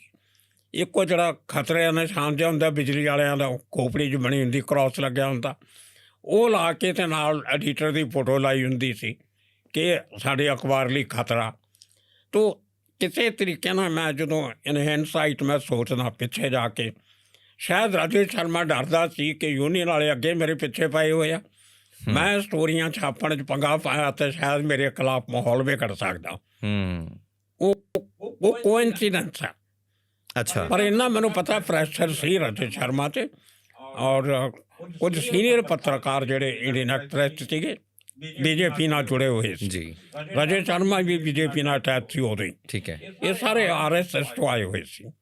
ਰਜਤ ਮੈਨੂੰ ਉਦੋਂ ਪਹਿਲਾਂ ਦਾ ਜਾਣਦਾ ਸੀ, ਉਹ ਪਹਿਲੀ ਪੋਸਟ ਨਹੀਂ ਸੀ ਇਹਦੇ ਨਾਲ। ਜਦੋਂ ਮੈਂ ਫਰੀ ਪ੍ਰੈਸ ਹੁੰਦਾ ਸੀ ਉਦੋਂ ਸਾਡਾ ਇੱਕ ਫੋਰਟਨਾਈਟਲੀ ਮੈਗਜ਼ੀਨ ਹੁੰਦਾ ਸੀ ਔਨ ਲੋਕਰ, ਬੜਾ ਮਸ਼ਹੂਰ ਸੀ ਆਪਣੇ ਜ਼ਮਾਨੇ। ਉਦੋਂ ਰਾਜੇਸ਼ ਸ਼ਰਮਾ ਔਨ ਲੋਕਰ ਦਾ ਐਡੀਟਰ ਸੀ। ਮੈਂ ਫਰੀ ਪ੍ਰੈਸ ਕੰਮ ਕਰਦਾ ਸੀ, ਮੇਰੇ ਨਾਲ ਦੇ ਕਮਰੇ 'ਚ ਰਾਜੇਸ਼ ਸ਼ਰਮਾ ਬਹਿੰਦਾ ਸੀ। ਸੋ ਉਹਨੇ ਮੇਰਾ ਕੰਮ ਪਹਿਲਾਂ ਵੀ ਦੇਖਿਆ ਹੋਇਆ ਸੀ। ਫਰੀ ਪ੍ਰੈਸ ਜਿਹੜੀਆਂ ਮੈਂ underworld on ਵਰਦਾ Rajan the sting ਕੀਤੀ ਸੀ, ਸਟਿੰਗ ਆਪਰੇਸ਼ਨ ਜੀ, ਉਹ ਇਹਨੂੰ ਪਤਾ ਸੀ। ਹਾਲਾਂਕਿ ਮੇਰਾ ਐਡੀਟਰ ਨਹੀਂ ਸੀ, ਮੇਰਾ ਐਡੀਟਰ ਦੂਜਾ ਸੀ ਉਦੋਂ, ਇਹ ਮੈਗਜ਼ੀਨ ਦਾ ਐਡੀਟਰ ਸੀ ਉਸੇ ਗਰੁੱਪ ਦੇ, ਪਤਾ ਸੀ। ਪਰ ਸੋ ਇਹਨੂੰ ਮੇਰੇ ਬਾਰੇ ਪਤਾ ਸੀ। ਇਹਨਾਂ ਸਾਰਿਆਂ ਨੂੰ ਇਹ ਪਤਾ ਸੀ ਬਲਜੀਤ ਪਰਮਾਰ ਤੋਂ ਪਿਆਰ ਨਾਲ ਤਾਂ ਜੋ ਮਰਜ਼ੀ ਕਰਾ ਲਓ, ਆਕੜ ਕੇ ਅਤੇ ਧੌਂਸ ਜਮਾ ਕੇ ਤੁਸੀਂ ਕੁਛ ਨਹੀਂ ਕਰਾ ਸਕਦੇ। ਇਹ ਮੇਰੇ ਬਾਰੇ ਮਸ਼ਹੂਰ ਸੀ। ਸਾਰੇ ਐਡੀਟਰ ਪਿਆਰ ਨਾਲ ਮੈਨੂੰ ਕਹਿ ਦਿੰਦੇ ਸੀ, ਮੈਂ ਮੰਨ ਜਾਂਦਾ ਸੀ। ਜੇ ਉਹਨੇ ਕਿਹਾ ਨਹੀਂ ਛਾਪਣਾ, ਮੈਂ ਇੱਕ ਵਾਰੀ ਇੱਕ ਬਹੁਤ ਵੱਡੀ ਸਟੋਰੀ ਬ੍ਰੇਕ ਕੀਤੀ, ਉਹ ਲੰਮਾ ਸਮਾਂ ਲੱਗ ਜਾਣਾ, ਮੈਂ ਛੋੜ ਦਿੱਤਾ ਜੀ। 3 ਪੇਜ ਦੀ ਸਟੋਰੀ ਸੀ, ਟਾਈਪ ਕੀਤੀ ਹੋਈ। ਮੈਂ ਆਪਣਾ ਨਿਊਜ਼ ਐਡੀਟਰ ਸੀ ਮਿਸਟਰ ਨਾਇਰ ਜੀ, ਇੰਡੀਅਨ ਐਕਸਪ੍ਰੈਸ। ਉਹਨੇ ਉਹ ਸਮਝ ਗਿਆ ਵੀ ਬਲਜੀਤ ਪਰਮਾਰ ਤੋਂ ਸਟੋਰੀ ਕਰ ਰਿਹਾ। ਮੈਂ ਟਾਈਪ ਕਰ ਟੇਬਲ 'ਤੇ ਰੱਖੀ, ਉਹਨੇ ਚੱਕ ਕੇ ਡਸਟਬਿਨ 'ਚ ਛੱਡਤੀ, ਬਿਨਾਂ ਪੜ੍ਹਿਆ, ਬਿਨਾਂ ਦੇਖਿਆ। ਮੈਂ ਉਹ ਸਟੋਰੀ ਜਾ ਕੇ ਚੱਕੀ, ਉਹ ਗੋਲ ਕੀਤੀ, ਰਬੜ ਬਾਲ ਬਣਾਈ ਉਹਦੀ, ਨਾਇਰ ਦੇ ਮੂੰਹ 'ਤੇ ਮਾਰੀ ਨਿਊਜ਼ ਐਡੀਟਰ। ਮੈਂ ਕਿਹਾ ਤਰੀਕਾ ਹੁੰਦਾ ਸਟੋਰੀ ਦਾ, ਤੂੰ ਪੜ੍ਹ ਕੇ ਮੇਰੇ ਨਾਲ ਡਿਸਕਸ ਕਰਦਾ ਇਹ 'ਚ ਕੀ ਕਮੀ ਹੈ, ਕੀ ਪ੍ਰੋਬਲਮ ਹੈ, ਤੂੰ ਬਿਨਾਂ ਪੜ੍ਹੇ ਸਿੱਟਤੀ, it mean you are sold off. ਕਿੰਨੇ ਪੈਸੇ ਲਏ ਤੂੰ ਉਸ ਬੰਦੇ ਤੋਂ ਸਟੋਰੀ ਸਿੱਟਣ ਦੇ? ਉਹ ਆਪ 'ਚ ਰੌਲਾ ਪੈ ਗਿਆ। ਹਰੀ ਜੈਸੇ ਐਡੀਟਰ ਜਿਹੜੇ ਬਾਅਦ 'ਚ ਟ੍ਰਿਬਿਊਨ ਦੇ ਐਡੀਟਰ ਰਹੇ ਆ, ਇਹ ਵਾਜ਼ ਆਰ ਐਡੀਟਰ, ਉਹ ਆ ਗਿਆ ਬਾਹਰ, ਰੌਲਾ ਰੱਪਾ ਸੁਣ ਕੇ ਗਾਲੀ ਗਲੋਚ ਹੋ ਗਿਆ। ਇਹ ਕਿਸੇ ਨੇ ਨਿਊਜ਼ਪੇਪਰ ਦੇਖਿਆ ਨਹੀਂ ਸੀ ਕਿ ਇੱਕ ਰਿਪੋਰਟਰ ਆਪਣੇ ਨਿਊਜ਼ ਐਡੀਟਰ ਦੇ ਮੂੰਹ 'ਤੇ ਗੇਂਦ ਮਾਰ ਸਕਦਾ, ਚੈਲੰਜ ਕਰ ਸਕਦਾ। ਮੈਂ ਪ੍ਰਵਾਹ ਨਹੀਂ ਸੀ ਕਰਦਾ ਨੌਕਰੀ ਦੀ, ਔਰ ਮੈਂ ਕਦੇ ਕਿਤੇ ਅਖਬਾਰ 'ਚ ਤਾਂ ਕਿਤੇ ਵੀ ਨੌਕਰੀ ਲਈ ਅਪਲਾਈ ਨਹੀਂ ਕੀਤਾ ਅੱਜ ਤੱਕ, ਐਪਲੀਕੇਸ਼ਨ ਨਹੀਂ ਦਿੱਤੀ ਕਦੇ, ਕਿਤੇ ਨਹੀਂ ਲੱਭ ਕੇ ਦਿਖਾ ਦੇਵੇ ਕੋਈ। ਹਮੇਸ਼ਾ ਮੈਨੂੰ ਇਨਵਾਈਟ ਕੀਤਾ ਗਿਆ ਕਿ ਤੁਸੀਂ ਆਓ ਅਤੇ ਸਾਡਾ ਅਖਬਾਰ ਜੁਆਇਨ ਕਰੋ। ਮੈਂ ਇਨਵੀਟੇਸ਼ਨ 'ਤੇ ਗਿਆ, ਐਪਲੀਕੇਸ਼ਨ 'ਤੇ ਨਹੀਂ ਗਿਆ ਕਦੇ ਅੱਜ ਤੱਕ। ਸੋ ਇਹ ਮੇਰਾ ਕਿਰਦਾਰ ਪਤਾ ਸੀ ਸਾਰਿਆਂ ਨੂੰ। ਸ਼ਾਇਦ ਇਸ ਕਰਕੇ ਮੈਨੂੰ ਵੱਡੀਆਂ ਸਟੋਰੀਆਂ ਕਰਨ ਦਾ ਮੌਕਾ ਮਿਲ ਗਿਆ। ਕੋਈ ਹੋਰ ਆਦਮੀ ਹੁੰਦਾ ਤਾਂ ਸ਼ਾਇਦ ਨਾ ਹੁੰਦੀਆਂ, ਡਰ ਜਾਂਦਾ, ਲੁੱਕ ਜਾਂਦੀਆਂ। ਕਿਉਂਕਿ ਜਦੋਂ ਸਭ ਤੋਂ ਪਹਿਲਾਂ ਆਪਣੇ ਪੰਜਾਬੀਆਂ ਦਾ ਆਮ ਤੌਰ 'ਤੇ ਕਹਾਵਤ ਆ ਕਿ ਆਪਾਂ ਪਹਿਲਾਂ ਤਾਂ ਪਿਆਰ ਨਾਲ ਚੀਜ਼ ਹੱਲ ਕਰਦੇ ਹਾਂ, ਅਤੇ ਜਦੋਂ ਬਿਲਕੁਲ। ਪਿਆਰ ਨਾਲ ਚੀਜ਼ ਹੱਲ ਨਹੀਂ ਹੁੰਦੀ ਫਿਰ ਆਪਾਂ ਉਂਗਲ ਟੇਢੀ ਕਰ ਲੈਂਦੇ ਹਾਂ ਅਤੇ ਫਿਰ ਦੂਸਰੇ ਪਾਸੇ ਨੂੰ ਹੋ ਜਾਂਦੇ ਹਾਂ। ਤਾਂ ਜਦੋਂ ਦੱਤ ਫੈਮਿਲੀ ਨੇ ਤੁਹਾਡੇ 'ਤੇ ਪ੍ਰੈਸ਼ਰ ਪਾਉਣ ਦੀ ਕੋਸ਼ਿਸ਼ ਕੀਤੀ ਵੀ ਕਿਸੇ ਤਰੀਕੇ ਦੇ ਨਾਲ ਉਹਨਾਂ ਦੇ ਬੱਚੇ ਦੀ ਜਿਹੜੀ ਲਾਈਫ ਸੀ ਉਹ ਬਚ ਸਕੇ, ਕਿਉਂਕਿ ਹਰ ਇੱਕ ਫਾਦਰ ਦੇ ਮਨ ਦੇ ਵਿੱਚ ਹੁੰਦਾ ਵੀ ਚਲੋ ਬੱਚੇ ਤੋਂ ਜਿਹੜੀ ਗਲਤੀ ਹੋਈ ਉਸ ਨੂੰ ਲੁਕੋ ਕੇ ਅਗਰ ਬਚਾਇਆ ਜਾ ਸਕਦਾ ਉਸਦਾ ਅਗਲਾ ਆਉਣ ਵਾਲਾ ਭਵਿੱਖ ਤਾਂ ਬਚਾ ਲਈਏ। ਤੁਸੀਂ ਪਿਆਰ ਨਾਲ ਨਹੀਂ ਮੰਨੇ ਤਾਂ ਇੱਦਾਂ ਵੀ ਹੋਇਆ ਸੀ ਵੀ ਉਹਨਾਂ ਨੇ ਕੁਛ ਦੂਸਰੇ ਤਰੀਕੇ ਨਾਲ ਚੀਜ਼ਾਂ ਵੀ ਕਰਨ ਦੀ ਕੋਸ਼ਿਸ਼ ਕੀਤੀਆਂ। ਹੁਣ ਤੁਹਾਨੂੰ, ਕਿਉਂਕਿ ਜਿਸ ਟਾਈਮ ਦੇ ਵਿੱਚ ਤੁਸੀਂ ਬੰਬੇ 'ਤੇ ਇਹ ਖਬਰ ਛਾਪੀ ਸੀ ਉਹ ਇੰਨਾ ਕਰੂਸ਼ੀਅਲ ਸੀ ਕਿ ਉਸ ਟਾਈਮ 'ਤੇ ਤਾਂ ਅੰਡਰਵਰਲਡ ਟੌਪ 'ਤੇ ਸੀ। ਹੋ ਸਕਦਾ ਉਹ ਕਿਸੇ ਅੰਡਰਵਰਲਡ ਦੇ ਕਿਸੇ ਬੰਦੇ ਨੂੰ, ਕਿਉਂਕਿ ਉਹਨਾਂ ਦੇ ਵੀ ਤਾਂ ਲਿੰਕ ਸੀਗੇ, ਕਿਸੇ ਨੂੰ ਕਹਿ ਕੇ ਕੁਛ ਇਸ ਤਰੀਕੇ ਦੀ ਚੀਜ਼ਾਂ, ਇਸ ਤਰੀਕੇ ਨਾਲ ਹੋਇਆ ਸੀ ਕੁਛ ਤੁਹਾਡੇ ਨਾਲ? ਨਹੀਂ, ਕਿਉਂਕਿ ਜਦੋਂ ਤੁਸੀਂ ਕਿਸੇ ਨੂੰ ਤੰਗ ਕਰਨਾ ਹੁੰਦਾ ਉਹ ਦੋ ਹੀ ਏਜੰਸੀਆਂ ਤੰਗ ਕਰ ਸਕਦੇ ਹੋ ਤੁਹਾਨੂੰ, ਇੱਕ ਪੁਲਿਸ ਅਤੇ ਇੱਕ ਅੰਡਰਵਰਲਡ। ਬੰਬੇ ਪੰਜਾਬ ਦਾ ਮੈਨੂੰ ਮਾਹੌਲ ਨਹੀਂ ਪਤਾ ਜੀ, ਉੱਥੇ ਮੈਨੂੰ ਪੁਲਿਸ ਵਾਲੇ ਵੀ ਜਾਣਦੇ ਅਤੇ ਅੰਡਰਵਰਲਡ ਵੀ ਜਾਣਦਾ। ਚੀਜ਼ਾਂ ਲੈ ਦੇ ਕੇ ਰਹਿੰਦੀ ਉਹ ਜੁਡੀਸ਼ਰੀ ਕਿ ਮੇਰੇ ਖਿਲਾਫ ਲੀਗਲ ਐਕਸ਼ਨ ਲਓ। ਉਹ ਮੈਨੂੰ ਥੋੜ੍ਹਾ ਜਿਹਾ ਪ੍ਰੈਸ਼ਰ ਲਿਆਉਣ ਦੀ ਕੋਸ਼ਿਸ਼ ਕੀਤੀ ਸੀ, ਇਸ ਕੇਸ 'ਚ ਨਹੀਂ, ਦੂਜੇ ਕੇਸਾਂ 'ਚ। ਠੀਕ ਹੈ। ਅਡੀਟਰਾਂ ਨੇ ਕਹਿਤਾ ਕਿ ਜੀ ਇਹਨੂੰ ਸਿੱਧਾ ਕਰਨ ਦਾ ਇੱਕੋ ਤਰੀਕਾ ਤੁਸੀਂ ਹਾਈ ਕੋਰਟ 'ਚ ਕੇਸ ਕਰ ਦਿਓ, ਪੈਸੇ ਜਮ੍ਹਾਂ ਕਰਾ ਕੇ ਡੈਫੇਮੇਸ਼ਨ ਦਾ ਕੇਸ ਕਰ ਦਿਓ। ਠੀਕ ਹੈ। ਇਹੋ ਜਿਹੇ ਕੇਸ ਮੇਰੇ 'ਤੇ 4 ਹੋਏ ਡੈਫੇਮੇਸ਼ਨ ਦੇ? ਬੰਬੇ। ਅੱਛਾ। 4 ਕੇਸ ਡੈਫੇਮੇਸ਼ਨ ਦੇ। ਠੀਕ ਹੈ। ਉਹ ਸਾਰੇ ਇੱਕ 1 ਕਰੋੜ ਦਾ ਸੀ, ਇੱਕ 2 ਕਰੋੜ ਦਾ ਸੀ, ਇੱਕ ਉਹ ਇਨਕਮ ਟੈਕਸ ਵਾਲੇ ਕੀਤਾ ਸੀ 1.5 ਕਰੋੜ ਦਾ। ਇਸ ਤਰ੍ਹਾਂ 1.5 2 ਕਰੋੜ ਦੇ 1 ਕਰੋੜ ਦੇ ਕੇਸ। ਮੈਨੂੰ ਇੱਕ ਕੇਸ 'ਚ ਵੀ ਕੋਰਟ ਨਹੀਂ ਜਾਣਾ ਪਿਆ। ਉਹ ਕਿਉਂ? ਨਾ, ਜਿੱਦਣ ਇਹ ਤਰੀਕ ਹੁੰਦੀ ਸੀ ਉਦੋਂ ਇੱਕ ਦਿਨ ਪਹਿਲਾਂ ਜਾਂ 1 ਘੰਟਾ ਪਹਿਲਾਂ ਮੈਨੂੰ ਫੋਨ ਆ ਜਾਂਦਾ ਸੀ ਕਿ ਜੀ ਮੈਂ ਕੇਸ ਵਾਪਸ ਲੈ ਰਿਹਾ, ਤੁਹਾਨੂੰ ਆਉਣ ਦੀ ਲੋੜ ਨਹੀਂ, ਥੈਂਕ ਯੂ ਵੈਰੀ ਮਚ। ਕਿ ਮੇਰੀ ਗਰਾਊਂਡ ਇੰਨੀ ਮਜ਼ਬੂਤ ਹੁੰਦੀ ਸੀ, ਮੈਂ ਕੇਸ ਦੀ ਹੀਅਰਿੰਗ ਤੋਂ 1 ਦਿਨ ਪਹਿਲਾਂ ਉਹਨਾਂ ਕੋਲ ਆਪਣੀ ਚਿੱਠੀ ਭੇਜ ਦਿੰਦਾ ਸੀ ਕਿ ਜੇ ਕੱਲ੍ਹ ਮੈਨੂੰ ਅਦਾਲਤ 'ਚ ਖੜ੍ਹਾ ਹੋਣਾ ਪੈ ਗਿਆ, ਮੈਂ 10 ਨੁਕਤੇ ਉਠਾਉਣੇ ਆ, ਤੁਸੀਂ ਤਿਆਰ ਹੋ ਇਹ ਨੁਕਤੇ ਭੁਗਤਣ ਲਈ? ਇਹਦਾ ਲੀਗਲੀ ਤੌਰ 'ਤੇ ਤੁਸੀਂ ਜਵਾਬ ਦੇਣ ਦੇ ਕਾਬਲ ਹੋ? ਦੇਖ ਲਓ, ਤੁਹਾਡਾ ਬਹੁਤ ਨੁਕਸਾਨ ਹੋ ਜਾਊਗਾ ਜੇ ਮੈਂ ਸਾਰੇ ਤੁਹਾਡੀਆਂ ਫਾਈਲਾਂ ਖੋਲ੍ਹਤੀਆਂ। ਜਿਵੇਂ ਭਗਵੰਤ ਮਾਨ ਕਹਿੰਦਾ ਸਾਰਿਆਂ ਦੀ ਫਾਈਲਾਂ ਮੇਰੇ ਕੋਲ ਹੈਗੀਆਂ, ਮੇਰੇ ਕੋਲ ਫਾਈਲਾਂ ਸੀ ਲੋਕਾਂ ਦੀਆਂ। ਤੁਸੀਂ ਨਬਜ਼ ਫੜੀ ਹੋਈ ਸੀ? ਕਦੇ ਮੈਂ ਇਸਤੇਮਾਲ ਨਹੀਂ ਕੀਤਾ, ਕਦੇ ਕਿਤੇ ਪਰ ਡਿਟੇਲ ਹੁੰਦੀਆਂ ਸੀ ਮੇਰੇ ਕੋਲ। ਮੈਂ ਕਿਹਾ ਜੀ ਹਾਂ ਮੈਂ 10 ਸਵਾਲ ਕੋਰਟ ਨੂੰ ਪੁੱਛਣਾ। ਚਲ ਉਹ ਦਿਨ ਹੀ ਨੋਟਿਸ ਦੇਖ, ਮੇਰਾ ਲੈਟਰ ਜਾਣ ਤੋਂ ਬਾਅਦ ਹੀ ਫੋਨ ਆ ਜਾਂਦਾ ਸੀ ਉਹਨਾਂ ਦੇ ਵਕੀਲ ਦਾ, ਉਹਨਾਂ ਦਾ, ਕਿ Baljeet thank you very much, ਆਪਣੀ ਕੋਈ ਦੁਸ਼ਮਣੀ ਨਹੀਂ, ਆਪਾਂ ਵੀ ਆਪਣਾ ਜਗੇ ਕੇਸ ਵਾਪਸ ਲੈ ਲੈਤੇ। ਯਾਨੀ ਤੁਸੀਂ ਨਬਜ਼ ਫੜੀ ਹੋਈ ਸੀ ਹਰ ਇੱਕ ਦੀ? ਪ੍ਰੈਸ਼ਰ ਮੈਂ ਤੁਹਾਨੂੰ ਦੱਸਾਂ ਇਹ ਹੋਕਸ ਹੈ। ਪ੍ਰੈਸ਼ਰ ਬਾਹਰੋਂ ਘੱਟ ਹੁੰਦਾ, ਬੰਦੇ ਦੇ ਅੰਦਰੋਂ ਜ਼ਿਆਦਾ ਹੁੰਦਾ ਜੀ। ਤੁਸੀਂ ਬਿੰਦਾਸ ਰਹੋ ਨਾ, ਮਸਤ 'ਚ ਰਹੋ। ਆ ਜਿਹੜੇ ਜੋਗੀ ਜਾਗੀ ਤੁਰੇ ਫਿਰਦੇ ਮੰਗਣ ਵਾਲੇ ਪਿੰਡਾਂ 'ਚ ਭੀਖ ਰੱਖ ਕੇ ਆਉਂਦੇ, ਸਾਧੂ ਆਰ ਕੇ ਕੱਪੜੇ ਪਾ ਕੇ, ਉਹਨੂੰ ਕਦੇ ਪ੍ਰੈਸ਼ਰ ਹੀ ਦੇਖਿਆ? ਭੁੱਖੇ ਹੋਣ, ਨੰਗੇ ਪੈਣੇ ਹੋਣ, ਕਿਸੇ ਨੇ ਦਿੱਤਾ ਨਹੀਂ, ਲੋਕ ਗਾਲਾਂ ਵੀ ਕੱਢਦੇ ਆ, ਭਜਾ ਵੀ ਦਿੰਦੇ ਆ, ਕੁੱਟ ਵੀ ਦਿੰਦੇ ਆ ਕਈ ਵਾਰੀ, ਪਰ ਉਹ ਆਪਣਾ ਮੰਗਦੇ ਰਹਿੰਦੇ ਆ, ਉਹ ਮਸਤ ਰਹਿੰਦੇ ਆ ਆਪਣਾ। ਇਹ ਮਲੰਗੀ ਜਿਹੜੀ ਹੈ ਨਾ ਜ਼ਿੰਦਗੀ 'ਚ ਬੜੀ ਜ਼ਰੂਰੀ ਹੈ। ਜੇ ਤੁਸੀਂ ਇਹ ਸੋਚ ਲਿਆ ਕਿ ਮੈਂ ਡਰੂੰਗਾ ਜਾਂ ਨੌਕਰੀ ਗਈ ਤਾਂ ਕੀ ਕਰੂੰਗਾ, ਕਿੱਥੋਂ ਖਾਊਂਗਾ, ਉਹ ਜਦੋਂ ਤੁਸੀਂ ਕੱਲ੍ਹ ਬਾਰੇ ਸੋਚਣ ਲੱਗ ਜਾਂਦੇ ਹੋ। ਕੈਰੀਅਰਿਸਟ ਨਹੀਂ ਬਣਨਾ ਚਾਹੀਦਾ ਬੰਦੇ ਨੂੰ, ਪ੍ਰੋਫੈਸ਼ਨਲ ਬਣਨਾ ਚਾਹੀਦਾ। ਜਦੋਂ ਕੈਰੀਅਰ ਬਾਰੇ ਸੋਚਣ ਲੱਗ ਗਏ ਫਿਰ ਤੁਸੀਂ ਕਮਜ਼ੋਰ ਹੋ ਜਾਓ। ਪ੍ਰੋਫੈਸ਼ਨਲ ਬਾਰੇ ਸੋਚੋ। ਸੋ ਇਹ ਮੇਰੀਆਂ ਕੁਝ ਧਾਰਨਾਵਾਂ ਸੀਗੀਆਂ। ਫੈਮਿਲੀ ਬੈਕਗਰਾਊਂਡ ਚੰਗੀ ਸੀ, ਇਮਾਨਦਾਰ, ਅਮੀਰ ਨਹੀਂ ਸੀ, ਲੋਅਰ ਮਿਡਲ ਕਲਾਸ ਸੀਗੀ, ਪਰ ਮਾਂ ਨੇ ਸਿੱਖਿਆ ਬੜੀ ਚੰਗੀ ਦਿੱਤੀ ਸੀ, ਉਹ ਸਾਂਭ ਕੇ ਰੱਖੀ। ਸੰਜੇ ਦੱਤ ਤੇ ਜਿਹੜਾ ਜਦੋਂ ਸਿੱਧ ਹੋ ਗਿਆ ਸੀ, ਟਾੜਾ ਹਟ ਗਿਆ ਸੀਗਾ, ਆਰਮਜ਼ ਐਕਟ ਦੇ ਤਹਿਤ ਫਿਰ ਉਹਨਾਂ ਨੂੰ ਜਿਹੜੀ ਜੇਲ੍ਹ ਹੋਈ ਸੀਗੀ, ਉਹ ਜੇਲ੍ਹ ਕਿੰਨੇ ਟਾਈਮ ਦੀ ਹੋਈ ਸੀ ਅਤੇ ਕਿਹੜੀ ਜੇਲ੍ਹ ਦੇ ਵਿੱਚ ਰਹੇ ਸੀ ਫਿਰ ਉਹ? ਹਾਂਜੀ, ਕਿਹੜੀ ਜੇਲ੍ਹ ਦੇ ਵਿੱਚ ਰਹੇ ਸੀਗੇ ਅਤੇ ਕਿੰਨੇ ਸਾਲ ਦੀ ਸਜ਼ਾ ਹੋਈ ਸੀ ਉਹਨਾਂ ਨੂੰ? ਇਹਨੂੰ ਟੋਟਲ ਮੈਂ ਕਿਹਾ 6 ਸਾਲ ਦੀ ਸਜ਼ਾ ਹੋਈ ਸੀ। ਠੀਕ ਹੈ। 1.5 ਸਾਲ ਇਹਨੇ ਪਹਿਲਾਂ ਕੱਟ ਲਿਆ ਸੀ ਜੀ, ਫਿਰ ਪੈਰੋਲ ਮਲੂ ਕੇ ਬਾਅਦ ਆਖਰ 'ਚ 3.5 ਸਾਲ ਲਗਾਤਾਰ ਰਹਿਣਾ ਪਿਆ ਸੀ ਜੇਲ੍ਹ। ਅੱਛਾ। ਲੇਕਿਨ ਉਹ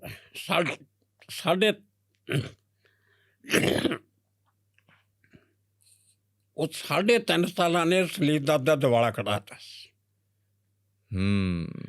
ਕਿਉਂਕਿ ਇੱਕ ਵੱਡੇ ਖਾਨਦਾਨ ਦਾ ਇੰਨਾ ਨਹੀਂ ਖਰਚਾ ਕਿੰਨਾ ਹੁੰਦਾ ਜੇਲ੍ਹ 'ਚ।